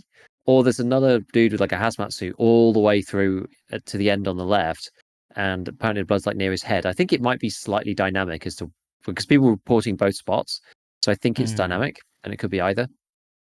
But basically, you go and do those things, and that was it. But like, it's been crazy. The zombies event on labs has been completely insane. And you hear like the classic roar in the background, and then all the zombies start appearing, and it's like it's truly crazy. And the amount of ammunition you need, like they have more than 50 head HP, so you can't hit them in the head and kill them with like regular ammo. So I started bringing like flesh ammo, but yeah, it's just crazy. Like I went in there the first time with like an MP7. I like completely ran out of ammo. The second time I went with like a P90 with like a ton of like flesh rounds and an MP7, and I still ran out of ammo. And then I went in the third time with an AK, and this was absolutely insane. I'm amazed that I've still survived. I went in with a 74 UB. Just because the 60 rounders are easily available. And I brought 6 60 rounders, all full of ammo, and 2 more stacks of 60 ammo. And I definitely ran out on that one because the 74 UB was like not effective, I would say, killing the disease. It was like the recoil was not low enough and the fire rate was not fast enough to be able to headshot them accurately. And then the ammo wasn't damaging enough to kill them in one shot in the head either. I probably had the best time with the P90 using the F bullets, R37F and X. That was actually good, and because it's got 2 flesh rounds, there's actually quite a lot of ammo that you can buy for that gun, so that's all right. I took the M60 with a couple of boxes of Ultra Nozzler. That was quite entertaining, but the problem with the M60 is the animation for swapping to that gun is so incredibly long. It nearly got me killed like 2 times. I ended up dying to an RPD person with that because once you get hit by the zombies and get infected, it affects your hearing. And I was like, I can't tell where this guy's shooting at me from. And I thought he was shooting from a different direction than he was. It like just screws up your like muscle memory about hearing. And he just like gunned me down with a drum mag RPD because the people are taking in like, mega bullet. But Labs is free. So like everybody's playing and everyone's playing with like goofy guns. No one's playing you can't really play with like PvP guns. This is why it's such a good event. You kind of need to maybe take 2. That's why I had like the MP7 and I also had an P90 with flesh rounds because you need so much ammunition. But if you come across a PMC, like you're not going to kill them, right? I did actually kill one with the P90 just shooting him in the leg a million times, but it's not really ideal. So it's quite an interesting event in that sense. And also you just hear gunfire across the whole map because people are just getting chased by zombies. And then it comes down. It's like, the 74U one was absolutely insane. I got the 74U. I actually jammed it one time and I got it down to 75 durability in one raid, which was wild. But I somehow managed not to die to the zombies. The final one, I was already infected and I had to run through the whole map to get back to the place. And I was like, let's just do it. And I had like no more ammo. I had to like run in. I ended up like meleeing zombies out of the door of the lift. It was like, it was freaking crazy, man. Like if Tarkov's a good game for a setting for a horror game, especially Labs. And then if you add the zombies in there, and it's like, it's mad. It's actually mad. It's really good fun. So that was like 50-50 when it first launched. Then Labs went to 100%. So there were zombies on Labs 100% of the time. And now it's spreading out to the other maps too. It's Ground Zero is currently 70, Streets is 70. You can see this on the map screen. There's like an indicator for the amount of infection, local infection level. So Shoreline is 50 currently, and it basically gets more and more as it gets closer to Labs. But it's cool. I haven't played the other maps with the zombies on. I've only played Labs, which is probably one of the most claustrophobic. Except Factory is probably also kind of bonkers. But yeah, I don't know. I'm not sure 100% what the best way is. I feel like the I feel like the P90 is kind of alright. I feel like you could do well with the MPX with like rip rounds. That would also work. Some people are saying that shotguns they take way too long to kill them. That's Because what I was getting ready to say. Let me get a shotgun real quick, yeah, because they've got a lot of HP is the problem. And then Yeah. if you hit them in the head, like a pellet, even a Magnum pellet won't one shot them. So you have to make sure that you really do hit them in the head properly. And then you got to take a lot of ammo, and the ammo is heavy. And then you got to reload at some point. It's all a bit tricky. That's why I was kind of favoring high damage rounds. Like you could probably do like Warmageddon's probably all right. Like M4 Warmageddon or G36 or Warmageddon would probably be quite good. I was actually having some success just with the MP7 anyway, because 40 rounders and lowish recoils, you just two hit them in the head and they die. So actually, the MP7 wasn't as bad as I thought it was going to be. But yeah, it's certainly interesting. It is certainly interesting. I think there's a new quest that's been added today. So there was like go and find the source of the rumors, go and find the blood. There's a new one, which is called Burn It Down, and that is eliminate 50 infected on any location. So that's the next part of the quest right now. There's another quest line, by the way, which is about locate and obtain the lost weapons crate on interchange. That seemed a lot more boring, so I hadn't done that one yet. I imagine that's about finding the AA-12, getting access to the AA-12 shotgun, I would guess. AA-12 might actually be quite a good gun for this. You get Makes one sense why they for would doing release Jaeger's it too with this. Yeah. You get one for doing part of the lab's Jaeger task. So that's the one that I've tested so far.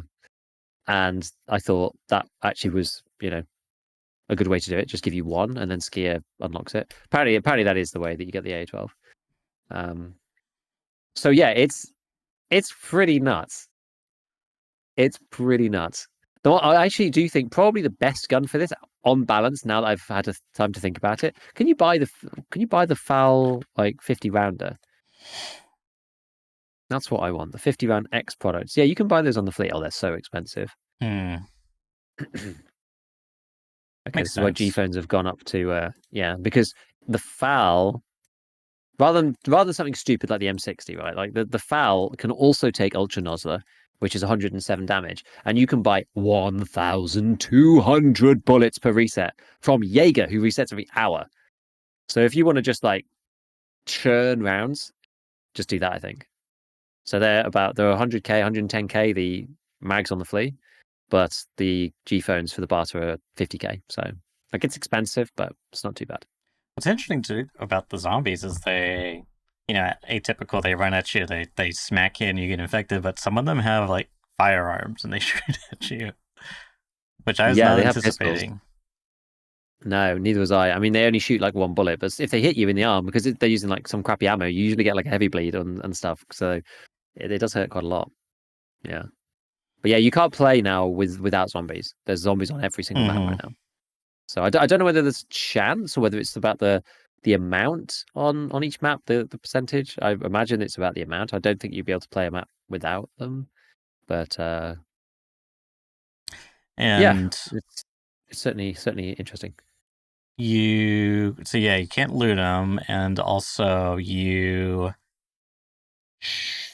what was I going to say? Oh, when you get infected, you don't have to pay for a cure. Or can you even cure it? Like you just go to the therapist and she fixes you, and you're done for that raid. Like it's a one-time. It's just leaving the raid. Okay. I think. Okay. I think so. Anyway, I think leaving the raid fixes it.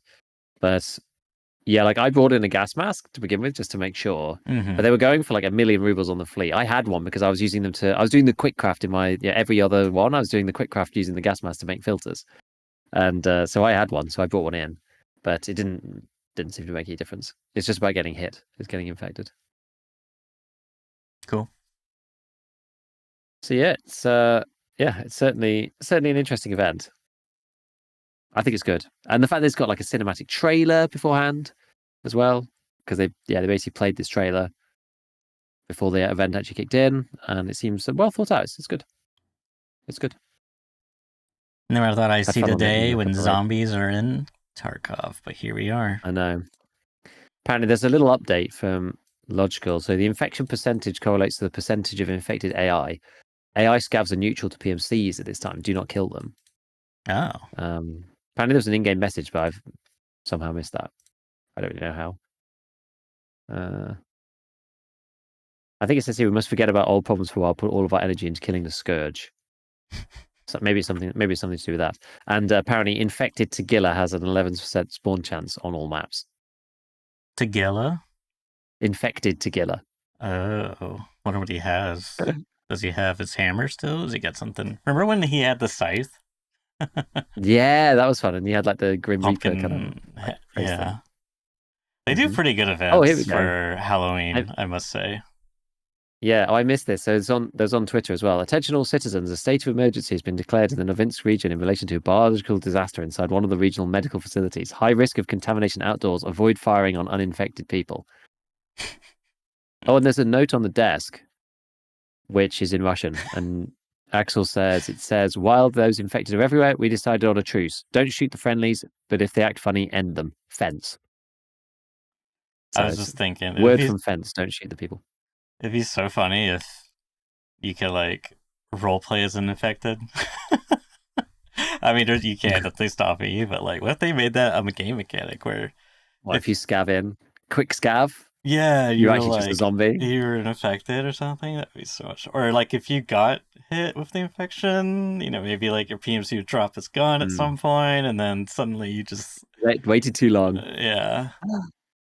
I'm waiting to see Willers use a revolver as a zombie and like one shot somebody jumping headshot with the one shot with the pistol as an infected zombie. Oh my goodness, crazy! It's crazy.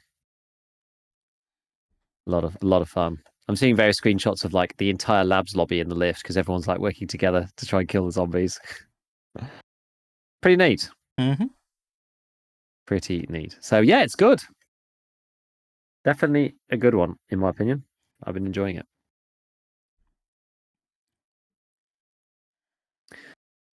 So, oh yeah, what's up next?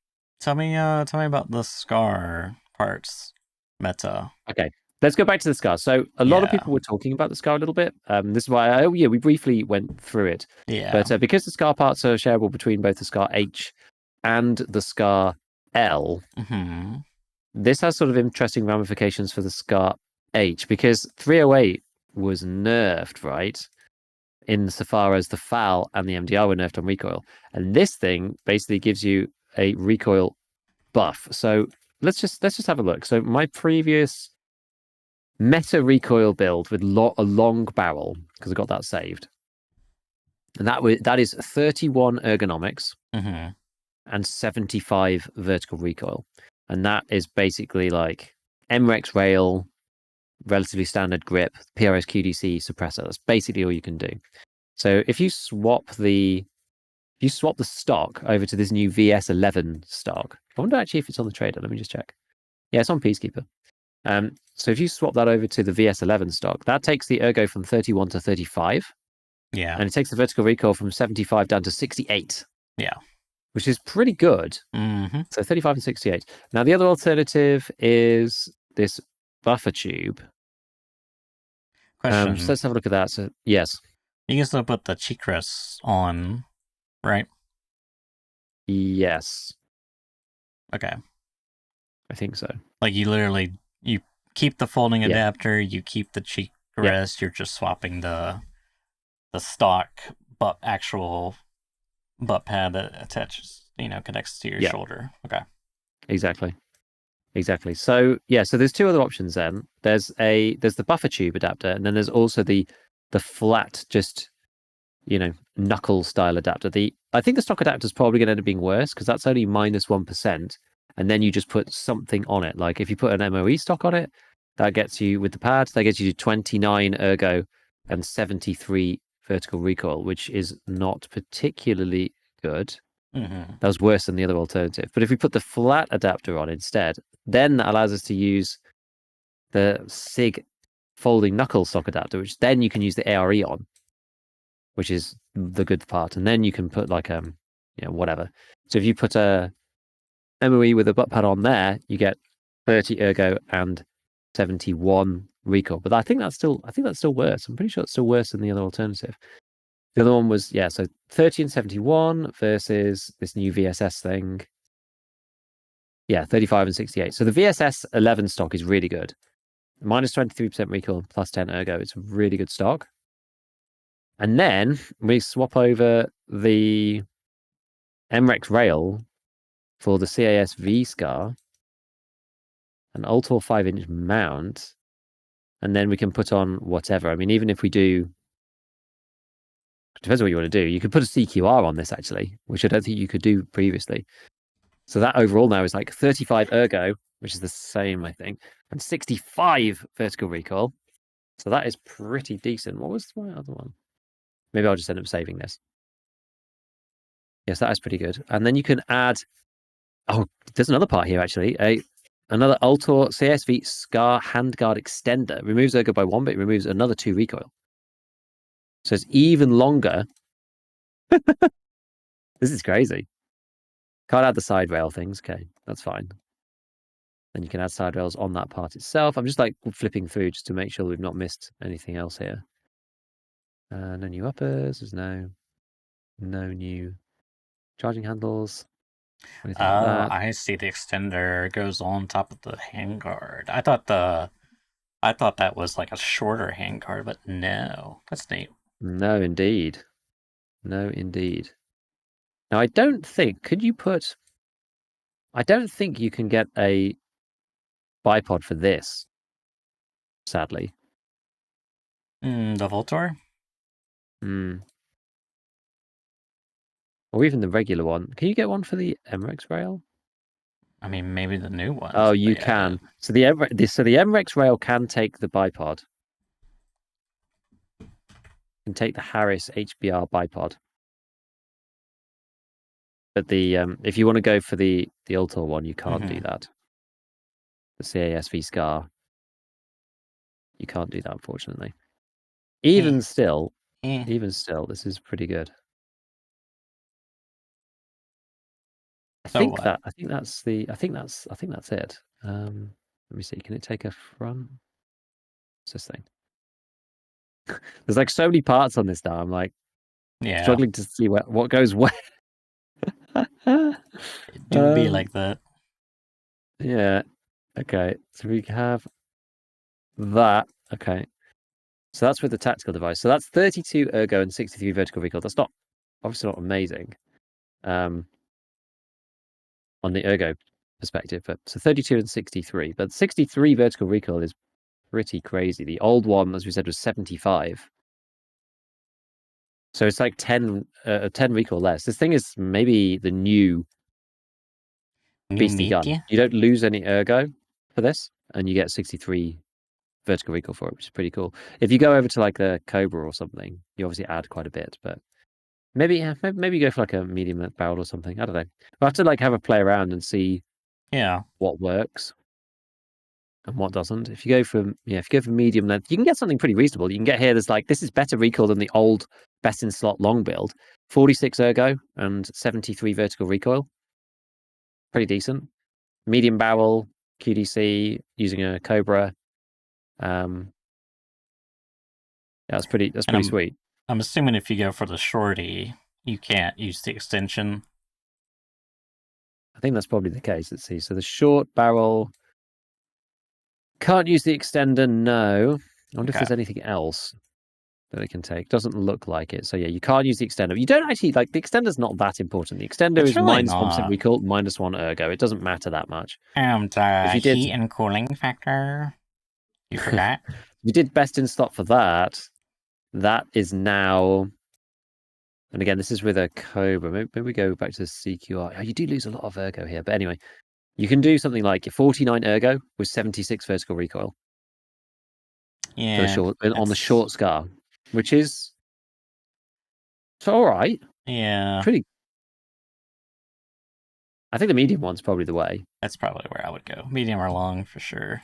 Problem with going short on something like that is like doesn't make a lot of sense because the gun shoots kind of slow. Like it's a big caliber, but it shoots kind of slow, and like you're not really getting all that much ergo. And you would, since it's a big caliber, you would kind of really prefer more recoil reduction.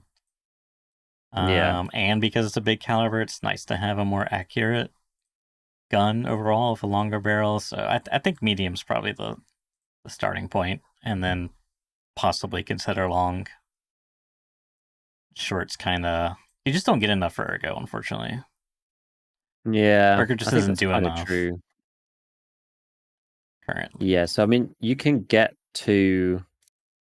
I'm using the Cobra instead now, and like you can get to 37 ergo and 66 vertical recoil on the long barrel. 37. I mean, I like to be at 37 least is low, but 40.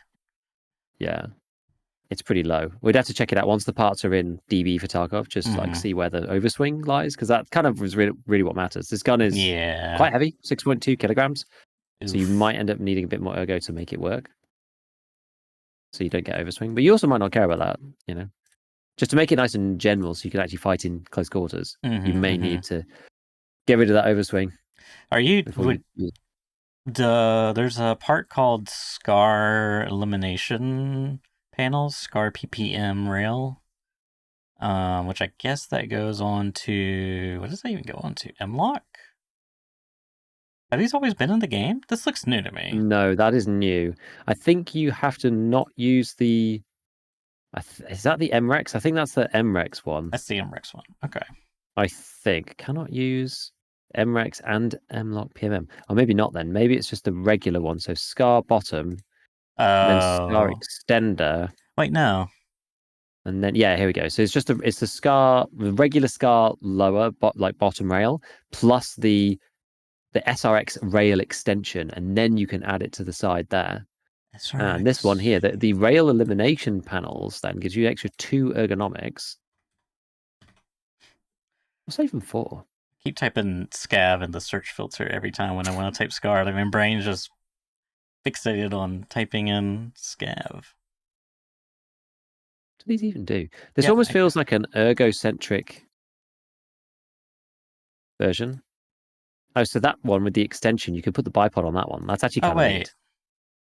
So these you're okay. Wait. So these side rails here Yeah. attach onto the naked scar. The naked scar Where do these with go? the. Well, I think so, actually. The link search isn't working for Yeah, me. they just go on the naked scar, yeah. Okay, and then you could put the +2 ergo part that we were trying to figure out what that was. So that, yeah, so the naked scar could take that +2 ergo elimination panel. Then you add the SRX Oh. extension, which is the ergo extension. So that goes on the old default scar. That was in the game before. The PWS SRX rail extension always was, and that's just +5 ergo. That's got nothing to do with the new like mounting system Mm-hmm. or anything like that. But that Okay. version allows you to use the B10 bipod. The MRX allows you to use the Harris bipod, Mm-hmm. and this rail system also allows you to use the CQR if you so choose. Okay. So you get a bit more ergo, but Yeah.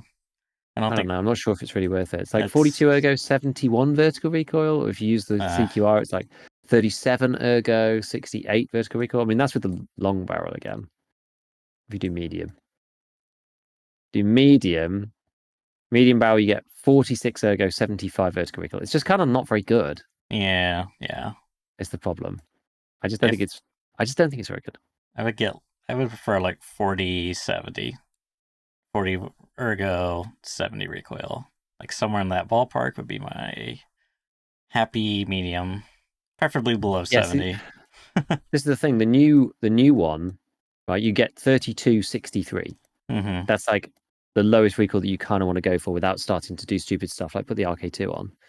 You know, if you did technically put the RK2 on, you can get it to 62 vertical recoil Whoa. in theory. But if you know, once you're at that point, you know, you can. Once you're at like 3263, you can start to do some other stuff, I guess. Actually, well, can you? Not really much that you can do. I wonder if there are like any stupid builds that you can do now, just like really silly builds, like going for like short barrel maximum ergo, change the stock over, like put the Viper stock on it. Yeah, I mean, you're there's possibilities. I don't know if it'll be good possibilities, but there's possibilities. You could also run it on the BMD. That's an option. That would get you 50 ergo and 62 vertical recoil. That's mean. It's loud. 50 ergo and 62. Yeah, 50 ergo and 62 vertical recoil. that's pretty good. Was that medium or long? That is long barrel. Oh wow. That might be something. Might be cooking That's with that pretty one. good. That's pretty good. And the CQR, that's the CQR handguard. CQR is quite good on this because the Scar has a lot of base.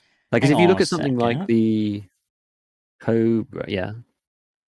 What if you because I'm thinking a different direction. So suppressed doesn't on the 7.62 doesn't have very good combos where you put the muzzle and the suppressor, if I'm not mistaken. Like they're all kind of relatively in the same ballpark, right?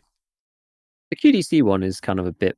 It's like a bit standout. Let me bring up my list, Bring and up I the will tell you. spreadsheet. I'll bring up the spreadsheet. Yeah, you could look at it on DB for Tarkov as well, but we'll just do it here for now. Where are we?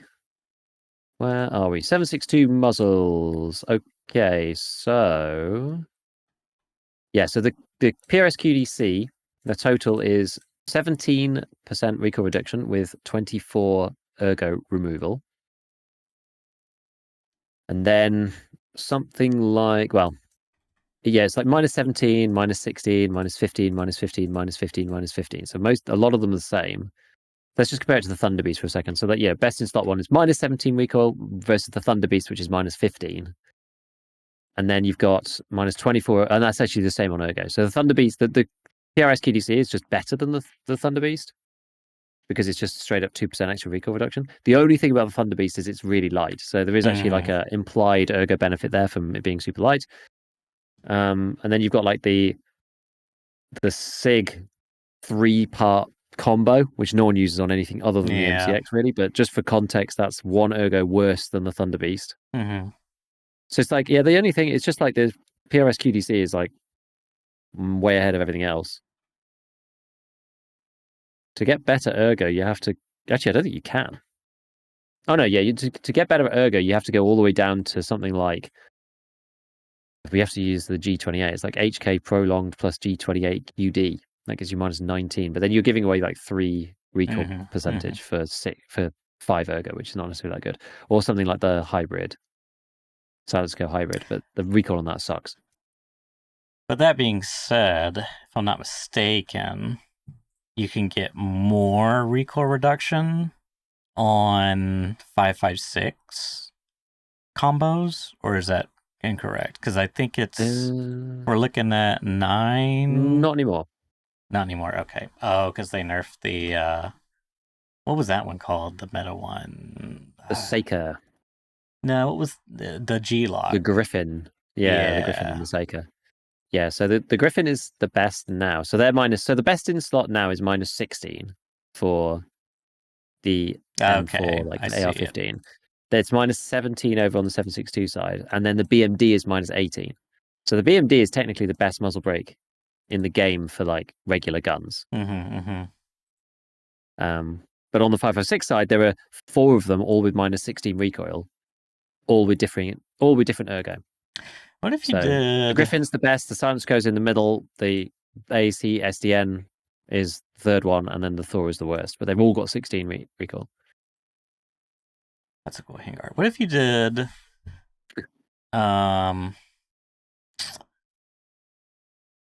Is there any advantage to use what can't take the Euro costing foregrip? What is that called again? The one where you slot your thumb into it. It costs euros for mechanic. It's a foregrip. Oh yeah, the CQR. CQR. What can any of the new handguards take that? Like that new Scar? Yes, the Altor Scar handguard can take it. Yeah. Okay, because that's actually significant because the regular M-Lock one that was previously used on the Scars could not, if I'm not exactly mistaken. That's true, because the only rail you get on that is the 4.1 inch rail, which can't take it. It's not long enough. Whereas the Okay. CASV Scar gets the 5-inch ultra rail, which can take the CQR because it is long enough. So that's how you end up with 53 ergo and 63 vertical recoil on this long-barreled loud Scar. Like this thing is cracked. Yes, it's loud, sure, but it's pretty nuts. Hmm. All right. What if we did? Oh wait, can you with the short barrel? Can you use the Voltor or no? You can, you just can't use the extender. Okay, that's fine. Extender, eh. All right. Hear me out. You put the shorty. You put the Yeah. PW. You get it suppressed. You know, with the CAC. You do the CAC. You put the Hmm. Voltor. You put the QDR, SPCDW, whatever it's called, handguard. And then you switch it up. You go for the highest ergo tube stock, which would be, or no, you use a fixed stock, wouldn't you? Well, you could probably go RSA Scar, which is the flat back thing, and then you Mm-hmm. go tube, and then you go, Oh, because this I could take guess, a whatever, tube? right? Yes. Oh. Or you could, and so you could go Viper PDW, Oh. Wait a for minute. example, which is just kind of stupid. Yeah. What does that get you at? I mean, that is not good. Like, I want to know, though, but Giga. Tell you could me. get 55 ergo Oh, okay. That's with not that good. 91 vertical recoil. Yeah. That was a Yeah. So mistake. if you change to the SI Cobra as well, you can get 60 ergo suppressed with 94 vertical recoil. I mean, you're suppressed with a short barrel scar. What more do you want? Exactly. What more do you want, people? Yeah, ergo just doesn't do What more enough. do you want? You need like a ergo multiplier per length of the gun. You know, if the gun is this short, then your ergo gets multiplied by 1.5 or something. You know. Something like that, yeah. Something like that. I mean, if you go like Daniel's defense, I don't think that's going to fix this problem. Oops, not DS150. That's not what I wanted. I wanted the Daniel's defense ECB. And we go for the recoil one. It's just not very good. 53 ergo, 84 vertical recoil. I mean, it's kind of getting there. Yeah, the blast mitigation just does so much for recoil reduction. Yeah. The BMD, I'm going to enjoy the BMD build. I can feel it already. Yeah, that one seems pretty good. I can feel it already. Long barrel Scar with 50 ergo and 62 vertical recoil. Tasty. Yeah. It's tasty. I think this is min recoil actually. I think all you'd have to do is change the CQR to the RK2, and I think that is the minimum recoil for the gun. The Yeah. minimum recoil for the Scar is 60 now. That is as low as it physically goes. So you go to 62, and move from 38, ergo to 50 ergo, or you can go. Say if you put let's say you do something a bit more balanced. Let's say you put on the SE5. That would take you to 54 ergo and 63 vertical recoil. Probably doesn't really make much difference. Doesn't really matter. Like at this point, you may as well just put the RVG black on it. Like it hardly matters that. You're like just messing around. A few points of recoil, a few points of ergo. It's all kind of Yeah. on that. What we said previously, right? It's the cutting edge curve of like things that are broadly meta. It just depends on how high you want to take it. It's like, oh, you can get 4 more ergo, but you have to give up 2 recoil for it. Right. Right. Or you can get 6 more ergo, but you have to give it 3 more recoil for it. It's like these things scale together. So it depends on just like where you want to go. So I'd need to see the overswing thing, I think, for the suppressed ones. That's going to be where it like really matters because there's a binary threshold there between overswinging and not. For the loud build, I think it's just get the recoil as low as you physically can and off you go, within reason. Now, I if think I this were thing is going to be beastly. okay, what about then Viper? Because what's the Viper do again? Oh, that's the It's wrong just like one. so. It's just so bad for. 1821. It's just so bad for 1821. recoil. That's the problem. Yeah.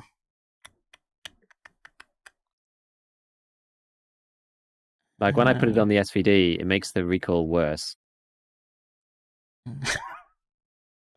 Yeah. It makes the recoil worse than it ever was. Yeah.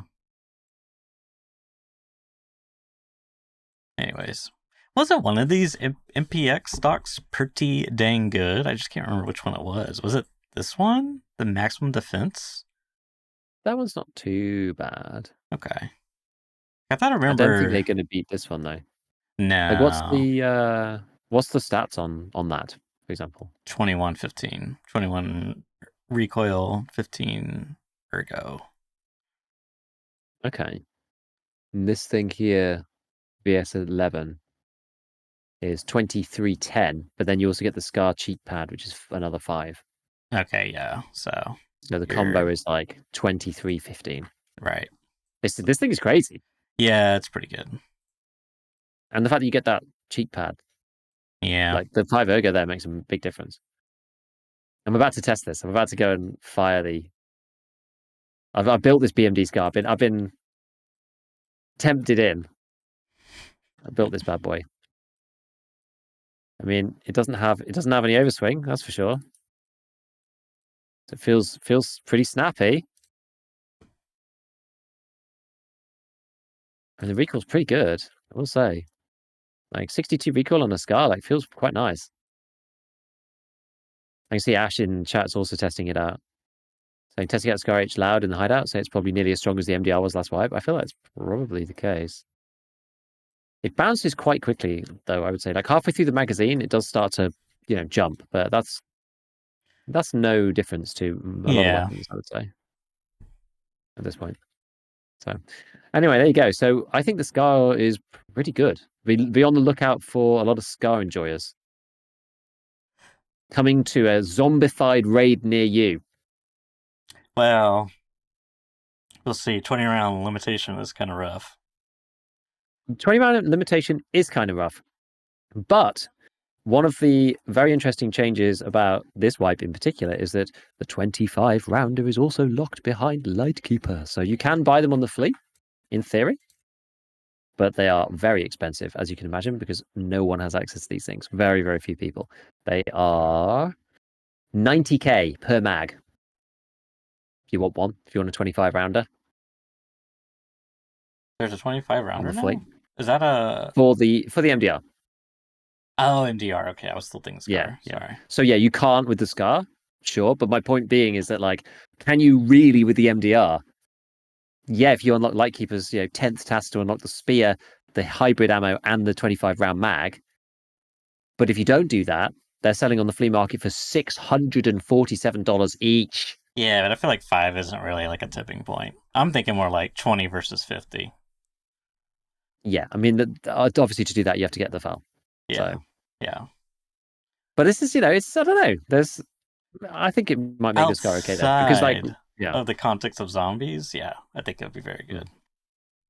Oh yeah, exactly. Outside the context of zombies. Yeah. Yeah, because I mean, with zombies, you just get a 50 round up, Yeah. with the FAL. That's basically the deal.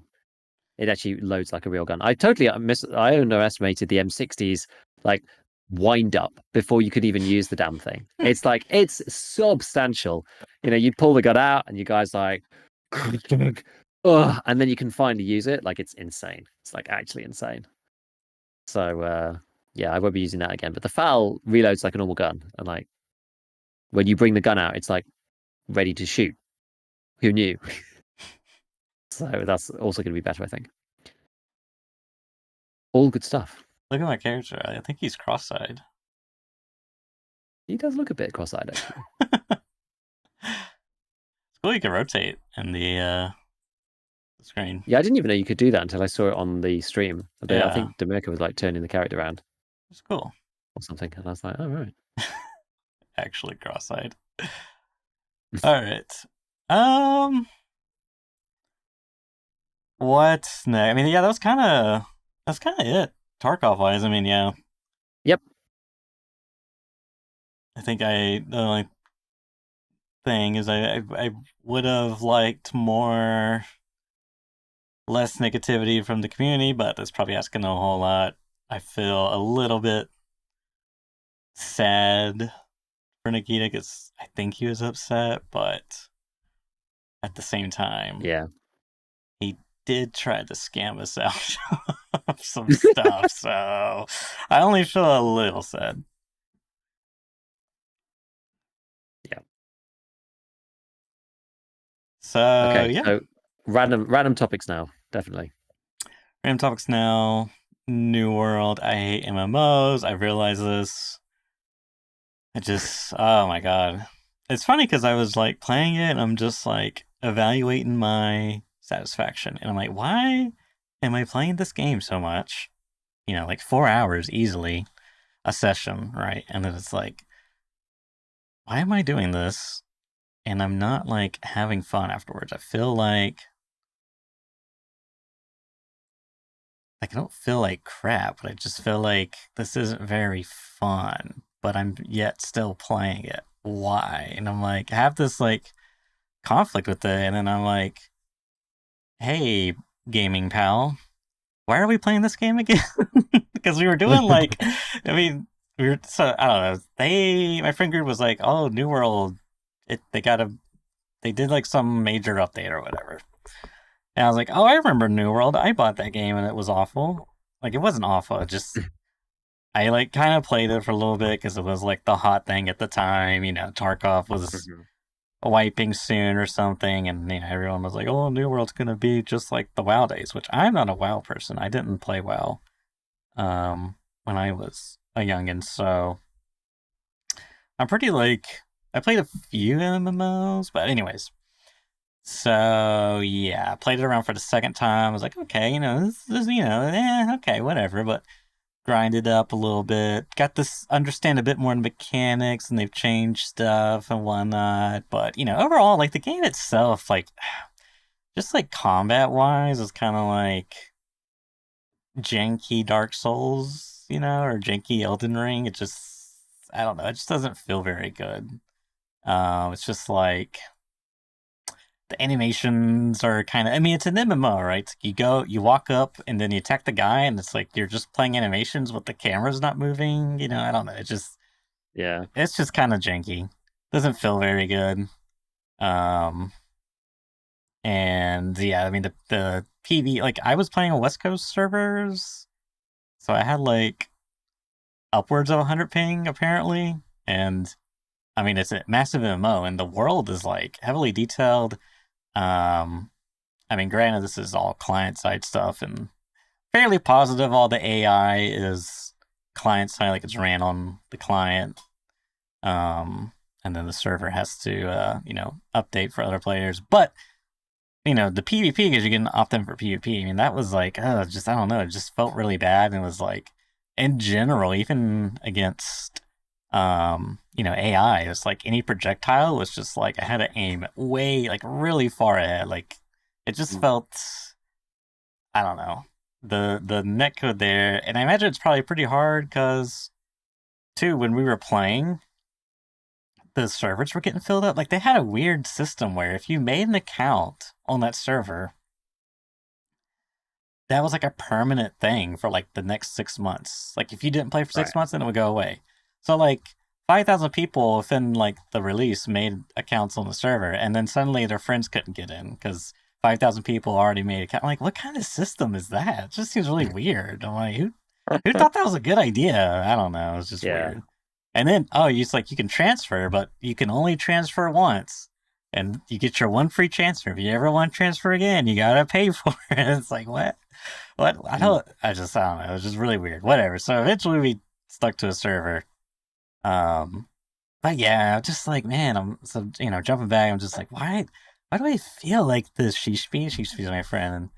It was like we were doing some event. It was like killing removing the corruption. I mean, I skipped every single cutscene, like every single story character. I skipped it because, like, I'm sorry, but I don't care about the story, especially when the character given to me is doing the same animations. You know, he's like, "Come here, I want to tell you." You know, he's like, all of them have the same exact animations, and I only see it for like 2 seconds. So I see the Oh, same man. stuff. I hate it so much. Like, yeah, they added more like because before previously, I don't think they had any like cutscenes. You just walk up to the quest giver, you press the button, and then you get the quest. Right? There was no like real dialogue I think options. Maybe there I think they was. just I think there was just like dialogue, and then they just kind of like said stuff and like gesticulated while you were talking at them, Yeah. kind of, Well, or like now they while got they a were talking at little. you. There's a little like camera Okay. change. I mean, it's a little bit more, but I just can't be bothered. Like, I'm sorry. I know someone had to write the words for the script and someone had to act it out, but like, just it's just not immersive. Okay, it's like I know what I'm playing. Anyways, I'm playing Chore Simulator, so we're sitting here, fighting. We're trying to figure out how we can make more money off the market because that's one thing I will say. The economy side, now that it's not like completely scuffed, because as you may or may not know, back when New World first came around, there was numerous bugs, and one of the major bugs was item duping and like stuff with your factions and economy and stuff, and it just like completely wrecked the market. And it's just like it was over because you basically uh, if there's different trades like trade skills, like I for example was a jewel crafter. So I did a lot of jewel crafting, and that levels it up, which means I can make better stuff, et cetera, et cetera. But we're trying to figure out how we can make money, because we want money to be able to buy different stuff instead of having to spend a whole crap of time mastering every single trade so we can make a complete set, because like the pinnacle of the game idea is like you reach the highest peak, which is like the ultimate build of all the perfect rolls. That's just like the Hmm. build crafting ascension to godhood. It's just it just takes so much work, and it's like like where's the fun? So, anyways, we've been selling gems because I'm the jewel crafter, and I can cut gems, but we needed more money, so we were like, okay. Sheepspeed was like, we can go do these events or like corruption. So that's part of the story. And once you clear it, you'll get a drop, and that drop can contain some shards. There's like small fragments, bigger fragments, etc. And the really valuable ones are like the big fragments because it's all used in like crafting, right? So we did a couple buyers, but you're really supposed to do it with a group because they're kind of like, especially in the highest level zones, they are pretty difficult. And we were like doing it with two of us, but we were like basically one of us would die and have to run back, and then when the other person got back, then the other, the person that was left there, they would die. So it was just like you're just running back and dying, just but trying to keep aggro because otherwise the event would reset or whatever. Yeah. But it was like fine, but we did that for like 30 minutes to an hour, and then we It doesn't feel that assessed. great, like using those game mechanics, though, right? It's just like, oh, you have to keep going in to get the aggro because the event's going to end. When it feels like really artificial. Yeah, I mean, it wasn't terrible. I mean, it was it was pseudo challenging, but Mm. it's kind of unfortunate because like he was playing a tank, I was playing DPS. Well, when he's dead, I can kind of just kite because I'm really light and I can just like dodge a lot, and I got like these traps I can throw out and stuff and Yeah. such. I can kite a bit, whereas like he kind of like designed around tanking, but because we don't have a healer, he can't really fully function as his role. So I Okay. don't know. It's kind of weird. Because you got like these Dark Souls dodge roll mechanics where you're like invincible, whereas like he's heavy, so like he doesn't really have a roll. He has like a shuffle, you know. Whereas like I got like an actual roll. But anyways, after like in 30 minutes an hour, we open up all of our drops, and we got like some tiny little fragments. We no one got like a chunk of red crystal energy, whatever we were after. I don't even know. It was just like, okay, that was definitely not worth the time we spent doing that. It's like, yeah, we have to be clearing this like 5 minutes, and then I'm just like, so why are we doing this again? So we can get the money. And it's like, why do we want money? So we can get the gear set. I'm like, why do we want the gear set? So we could PvP. I was like, why do we want to PvP again? Because I don't know if it's really that fun. I'm just like, where's the fun? When does the fun begin? And I'm just like, but I had a challenge. And I was just like, look, I gotta stop playing this thing because I cannot. It's just like I can't control. I tried. Okay, gig. I tried setting an alarm. I was like, all right, 2 hours. I'm gonna set my alarm, and then once that alarm goes off, I'm logging off, boys. Alarm goes off. I'm like, okay, I'm getting off, guys. And then one of my friends, as soon as I say I'm getting off, he comes back from eating or maybe work, and he's like, "Hey, you want to have a chat?" I was like, "Yeah, let's talk." I'm like, "Okay, so we're talking, catching up." I was like, "Well, while we're doing this, I might as well boot up the game and do some crafts. Like, I can't waste my time. I gotta be efficient, you know." And the next thing you know, 4 hours later, I'm sitting here farming and harvesting. You know, it's just like, damn it, I hate this game. So I finally, I was like, guys, I gotta cold turkey this thing. I'm not enjoying myself. I need a, for me, I need a break. But I was telling Giga earlier, it just feels so bad because I'm the jewel crafter. Who's gonna cut their gems? Who's gonna make them their tier 5 earrings? This is where they get you though, right? And it's just That's where like, they yeah, you get you. can't leave because everybody needs you because everyone's specialized down certain paths. It's like It's so actually annoying. really, really toxic. Like actually really toxic. Yeah, and there's so much time investment too when you think about it, as well as like a social investment. But the other thing, so oddly enough, as soon as I decided, made my decision and like stuck to it, I was like, guys, I'll be back. I just need a break. Like, we'll play it some other time, but I just can't right now. Um, some another different friend has sent me a video, and I watched it, and it was talking about New World and how much they hate this game, but they can't stop playing it. I'm like, damn it, that's so relatable. Why is it like this? But they went over a few interesting things. It's just like one of the currencies is called Azoth. I think it's like Azoth Hmm. salt or whatever. I don't know. Right. We'll just call it salt.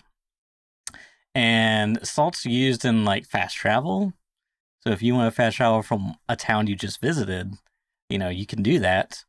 However, you got to pay up, right? You got to pay a little fee, and depending on the distance, I think it ranges from like 0 to 20, and there's like all these different things you can do to make it cheaper, whatever, blah blah blah. Don't care. And then when you're crafting, you can like spend some Azoth to make the rolls better. Normally you would. Mm.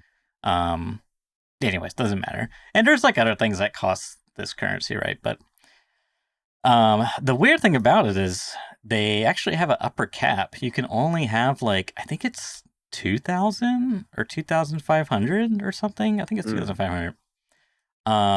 Which is just kind of weird. Like the same's true for like faction tokens is like another currency because you Right. align yourself with a faction and you can buy different faction gear and What's that to such. stop you from doing, from hoarding it in some way? But is there like a problem with that? Well, it's like why? Like Yeah. why even? You know what I mean? It's like what's the like? You go to a virtual storefront, right? And you have their virtual currency, and then you have their virtual stock. Well, it's all virtual, so like you really don't need a virtual stock, to begin with. And then it's like, why do I need to be capped on my virtual currency? Also, it's like if it's a problem that I buy too much stuff, then put a stock limit on it, or make balance the item. But like, why cap me out? Because that means now I have to go to the shop and I have to spend my currency. Mm. Otherwise, it's like I'm wasting. Like any currency I gain is just negated. It's It's just just overflow. Yeah. Yeah. yeah, which is like really annoying. But here's the real messed up part: is like one day I was playing and I had done a bunch of stuff and I haven't done any crafting because there's like kind of two events. It's like you go outside the world, you play the questing farming game, and then you come back to the different towns and you do the crafting game, right? Okay. And I was like, I'm gonna do a big, massive craft. So I did a bunch because you craft, you level up your trade skills, like jewel crafting. And I did a bunch, and I was like, well, I got these salts. I might as well spend them. And so I was like spending them to get better rolls, and because maybe I'll get something good, I could sell it, whatever. So eventually, I ran out of salt, and I was like, oh crap, I gotta fast travel now. Can't fast travel. Sorry. It's like, oh, that's annoying. It's like if I didn't have a cap, I could just fast travel. And it's like, it's just annoying. I was like, but why? And then I know why because they're gonna sell. They want to sell you shit. They want to sell you stuff. And this is the thing. It's like the modern MMO nowadays is like, World of Warcraft at one point wasn't like this, but you paid a subscription and and they want you to keep playing the game, so like they're incentivized to make content. But the way this stuff's gone is like they're incentivized to make you stay on the game for longer, to keep playing for Mm. longer. Because like if you're not playing the game, then how can they sell you stuff, right? because they want to sell you Yeah. stuff. Can you buy the salt? Is that a thing you can actually buy for your money? I'm pretty sure. I'm not 100% Okay. sure. Allegedly, that I think that's the thing because that point was brought up in the video that I watched, and then I went and watched an older version of one of their videos from like 3 years ago where they talked about addiction in gaming, and like it was this person. I don't know if it was like a game dev or whatever, executive, whatever. But he's giving a talk about how they like engineer their games to be addictive and Hmm. have these addictive properties to them because that's that's good for business. It's good business, and I Yeah, was yeah. just like, oh, this is so gross and exploit. I hate it so much. So it feels like it's reached a point where it's just like it's seeping into actual game design, and it's like really gross. I don't know. Yeah, because there's a balance to these things, isn't there? It's kind of I feel like when it's overtly noticeable, it doesn't like just think of another example of this. The skill-based matchmaking, for example, on Call of Duty is like the same kind of thing, right? It's Yeah, like, I don't like that. they've run experiments on the player population, like lab rats or whatever, and people play longer if you have skill-based matchmaking on because people have more 50-50 and they don't Yeah, get stomped on. And the average player, like people who want to improve and actually get better, benefit from playing a wider skill range because sometimes you get absolutely destroyed. And then you're like, oh, okay, what was that person doing? But the average person doesn't really want to get better. The average person just wants to just play the game and just use it as some mindless time or whatever. So for the majority, skill based matchmaking increases the amount of time that the average player plays because it's more fair, I guess, but it also means that you're probably never going to get better. But for a lot of people, it doesn't matter. But yes, it's kind of like, where do you draw the line? Like, obviously, these games companies are incentivized to do that. But at some point, you go too far down the line and you end up like, what did I end up reading about the other day? I was reading about the game that kept appearing on my Twitter ads. It was like one of those like stupid oh god. mobile game ones, right? There's like these mobile game ads you see, and it's like on a long road where there's like people shooting these things as they're coming towards you, kind of deal. And I like looked it up because I was just like, I'm just intrigued what people have to say about this thing because it's weird. It's like you see all these ads, and it's just like not something that I would ever click on. But so I was like, I'm sure someone must have talked about it on Reddit, and there was like a whole bunch of threads on Reddit, people talking about like how they got into the game and about like how the game was like that to start with, but then it sort of like advances, and then there's like a sort of overworld with lots of other people, and it's like massive multiplayer, and you're like very heavily incentivized to join an alliance, and then it ends up becoming this like PvP like alliances thing, and it's basically just like whoever spends the most amount of money wins. And people are spending like insane amounts of money on these games, and the way that they work, and this is like the very far end of how bad it can be, where like the game is like kind of enjoyable at the beginning, and it rewards you for logging in every day. And what it Yeah, does is yeah. basically you have this kind of like thing where Hmm. it sets up a pattern so that you're used to logging in, and then the game changes, but you're already used to logging in, so you're kind of like you're already playing then. And then it just like it draws you in more and more with these like social features, exactly like you said, like, oh, Yeah, you need to specialize in this game, but then now I can't really quit because like I'm the guy who does this thing, and so now it's very hard for me to leave. Same way here, it's like, oh, you're supposed to join an alliance, but now your alliance kind of needs you. You've like spoken to people or whatever, and you're still used to logging in every day because that's the how the game incentivized you to do that. It's like these very like I don't know, these sort of dark patterns of like that are built in purposefully into the game. um it's tricky, isn't it? Because like those, there does feel. I'm sure there's like a grey area at some point, but there feels like a big difference between making an enjoyable game that's like entertaining in its own right versus these kind of things that are like engineered. Like the game itself is not necessarily very good, but the way that it's delivered is engineered in a specific way to get people to come and do interact with the game in the way that's going to benefit like the company the most. yeah, It's certainly interesting. It does feel different, I think in some ways, but I'm sure there's grey areas. yeah. I mean, it was like genuinely becoming like a compulsive thing for me, and like, yeah, I don't spend anything on it. I mean, like, yeah, I looked at the. I mean, this is the thing is like once I'm like 60 levels down the season battle pass, right?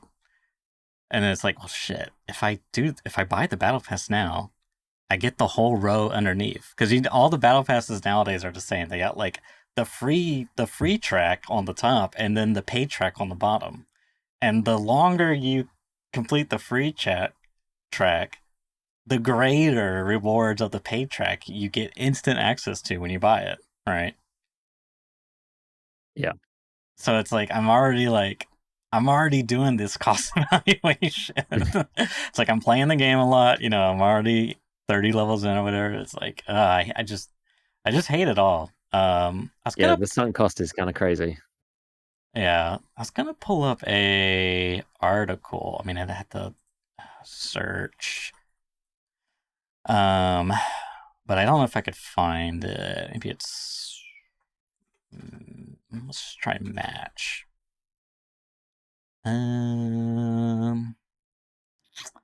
Anyways, you had brought up Call of Duty, and I remember seeing someone sent me something, and it was like kind of conspiratorial, where they were talking about how I think it was either Activision Blizzard or whatever, the joint merger, they have a patent on matchmaking.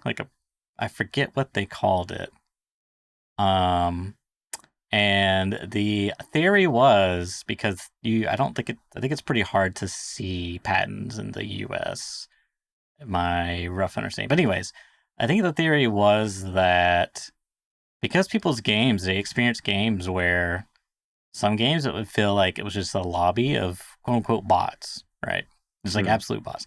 And the next thing they would be up against Giga Chads. Like they would be the ones getting being botted or the bots themselves. And they just felt like very fluctuant. Like the consistency was very off, which shouldn't be the case if we're doing skill based matchmaking, right? Like it should put you in especially if you're an average player, you should be in a pretty average games, right? And then people basically speculate that because they had this patent on this type of matchmaking that and there was some other like somewhat supporting evidence. I mean, but the idea was that they actually have matchmaking to where it's not skill based, but to where it's like fun. I forget the word they use, but the idea is like Fun-based matchmaking. yeah, it's like the idea is you play, have a game where you just like dominate, right? You get like the biggest kill streak, nuke, whatever, and they're like, great, you had your fantastic game. Now you gotta do the reverse for other people. And so, but you as a player, like, man, I just want to like have that feeling again, and so you have to play your couple of games before you get that feeling again. And it's just another one of these things that because I mean, this is kind of my personal belief, but you know, skills-based matchmaking is stressful no matter where you're at, because like everyone's within a few margin of errors of you. You know what I mean? It's like, especially in Dota, it's just like a game of like who makes the less mistakes, right? It's not really. It's a game of like small minor victories or whoever makes the least amount of mistakes. And so it's like if you imagine if you're in like a very very tight skill bracket, yeah, just be very very stressful. And I think that's one of the reasons why a lot of people do not like these like competitive ranked based games and such. Yeah, I mean, it's definitely a place for skill-based matchmaking. It's me and my friends playing Dota a lot recently, and it makes sense there. I mean, quite often you get like very wide skill games sometimes, and they're like quite one-sided and whatever. Because like Dota's a hard game to balance. It's not just each individual person with their own kill death ratio or whatever. Like it is in Call of Duty, it's probably a lot easier to balance that because it depends on the synergies, the different players who's playing together, and yada yada. And like certain combos are like super busted compared to other combos. It's quite hard to balance. But I don't know. I've always found that it's just weird when you're playing. Like it's fine, and that's the way that the game is, right? And that's the way that ladders are in general. But it's often the games where I've ended up playing like sometimes I play like not recently anymore, but like in the past I've played like a variety of different people, and sometimes you may end up even just doing like custom lobby with like a bunch of people, and you end up playing against somebody who's really good, and it's only then do you realize the things that you're doing badly. Like I don't feel like I'm really getting better playing regular Dota 2 like skill based. I'm just playing against like me on the other side, sitting somewhere else in the world. Like neither of us are like better than each other. We don't really have anything to teach each other, really. Do you know what I mean? Like you almost need to go up against somebody who's like 500 or 1,000 like MMR higher than yourself, so that you like you take one step out of where you're supposed to be in lane and they kill you. You know, that kind of thing. It's like that's when you really learn and you're like, oh, okay, I really can't stand there. And then when other people do it, you're like, oh, I know how to take advantage of this because I've seen somebody do it to me. That was like always the way it was when I was playing 1v1 RTS. So like I think that's the thing, that's the difference, right? It's like for competitive play, you kind of want to be playing against people better than yourself a lot of the time. But for just like average games, you know, you don't really want that. It's tricky. I found the article. It is. Yeah, it shows that they worked with EA on the study apparently. So this is. I don't know what UCLA. Um, and it's an engagement optimized matchmaking framework, and basically they found in the study that fair matches were less engaging, and that essentially they, Hmm. yeah, I don't know. I'd have to like rewatch the video that was titled this, and also probably read this as well. That would be good.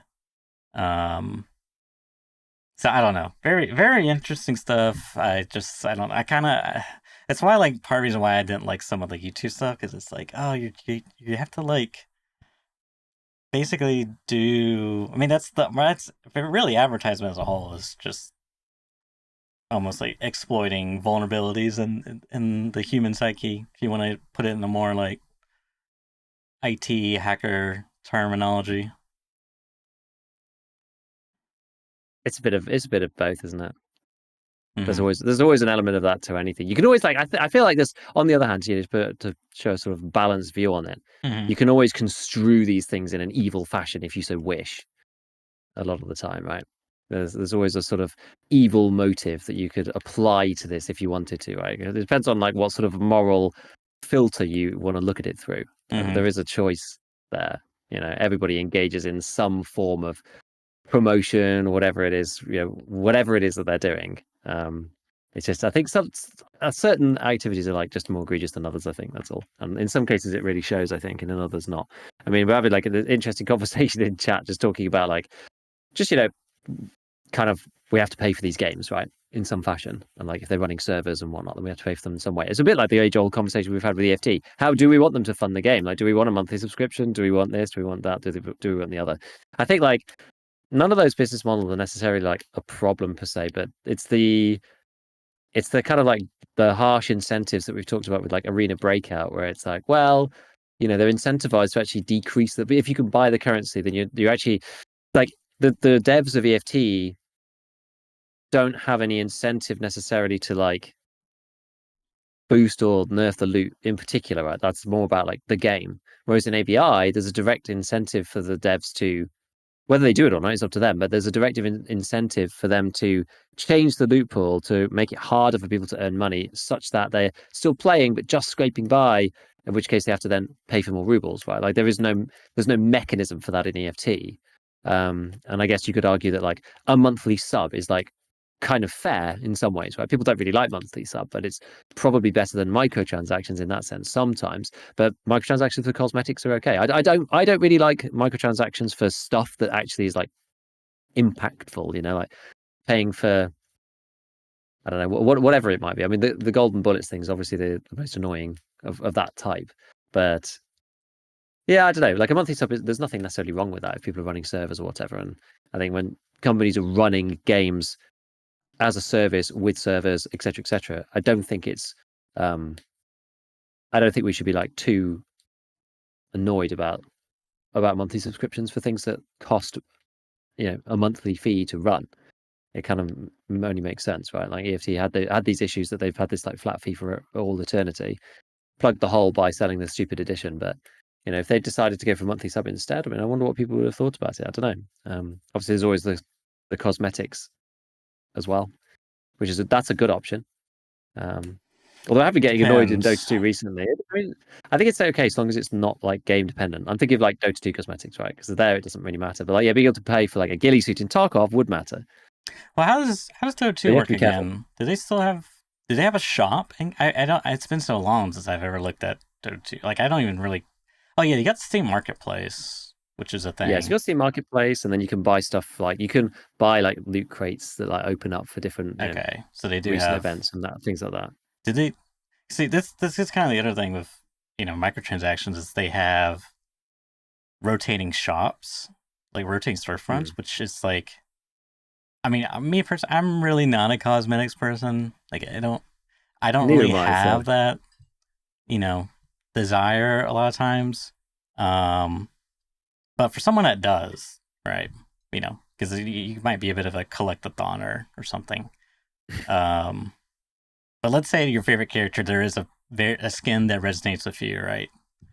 yeah, And it's sort of like your expression in this online video game space. You really want that thing, but you can't get it because the shop rotates.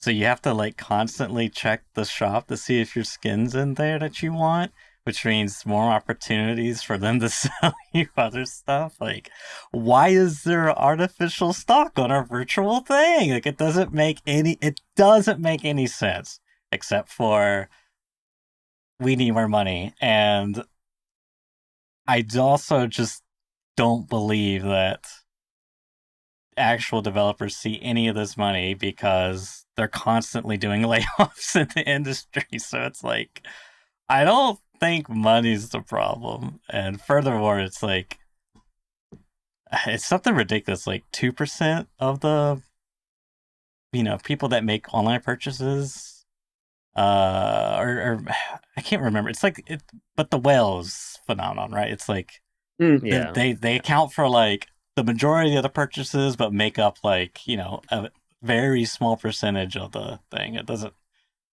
I don't know, but It's the classic rule in life. It's probably even more skewed than that, but there's the usual rule is the 80-20 rule. It's like, mm, 80% of the thing is done by 20% of the other thing.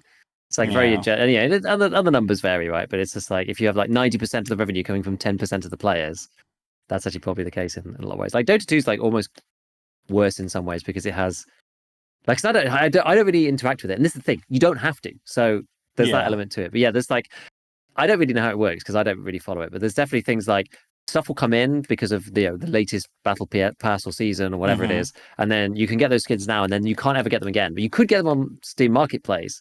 Like I mm, think some of them can't be sold. Some of but them can't be sold at all. Some of them can, but then some of them because they're limited edition or whatever. It's like, well, if I like get the and you can't buy them directly, right? You have to buy. There's like common, rare, and like legendary. So you have to buy the uh, crate, which then gives you one of the things within it. And then if you get like multiples of the common one, you can like disassemble them or something. So then you can get more rerolls to try and get the legendary ones or whatever. Like it's kind of crazy. So then I guess like if you do get a legendary one, it's either untradeable, so it's like super rare, valuable, or it's actually worth a lot on Steam Marketplace, like outright.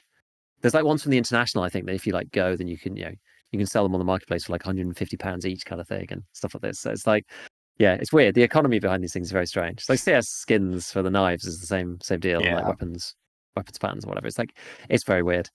I don't know. don't I don't know. Yeah, I don't take Valve out of your mouth now. Don't give me cognitive dissonance about my favorite multi-billion-dollar company. know. Yes, Gaben certainly needs the skin sales for sure. Yeah, you know what's crazy? I think just like as a final note, Valve basically invented loot box and the battle pass. Like I don't know if they were the first to ever do either of those. Yeah, I'm not sure. I'm pretty sure about battle pass, but loot box I'm not sure. But they were definitely the ones to popularize, especially loot boxes, which is like just oh my god, kind of crazy. Yeah, but it's only cosmetic, so you can buy in or not. The only I do get annoyed in Dota though. I do get annoyed. And we had a game like this the other day, and I managed to pull my headphones out. It's annoying, but I'll carry on talking anyway. And we had the game the other day, and I was just like, because I don't keep up with the game, particularly or cosmetics in the game or any of Mm, this other stuff. We're like starting, and I'm like, just talking with friends, like, oh, what are we going to get? Oh, what have they chosen? And I'm just like, I don't even know what two of the heroes are because they've got like some stupid skin that changes the portrait picture. was just like, man, I don't know what hero they've chosen even. Like Oh yeah, I can't even look God. at it at a glance and I can't tell. And some of the skins in game as well, it's just like it's so different from the base model. Like, Yeah. who are you? Is Like, that and Drow it's Ranger? Is that Vengeful Spirit? I can't yeah. tell. And it's like not pay to win. It's just annoying, right? It's just like well, at Yes. glance value, I can't tell which character I'm actually Right. fighting. Right. Like it's just a pain. I said Yeah.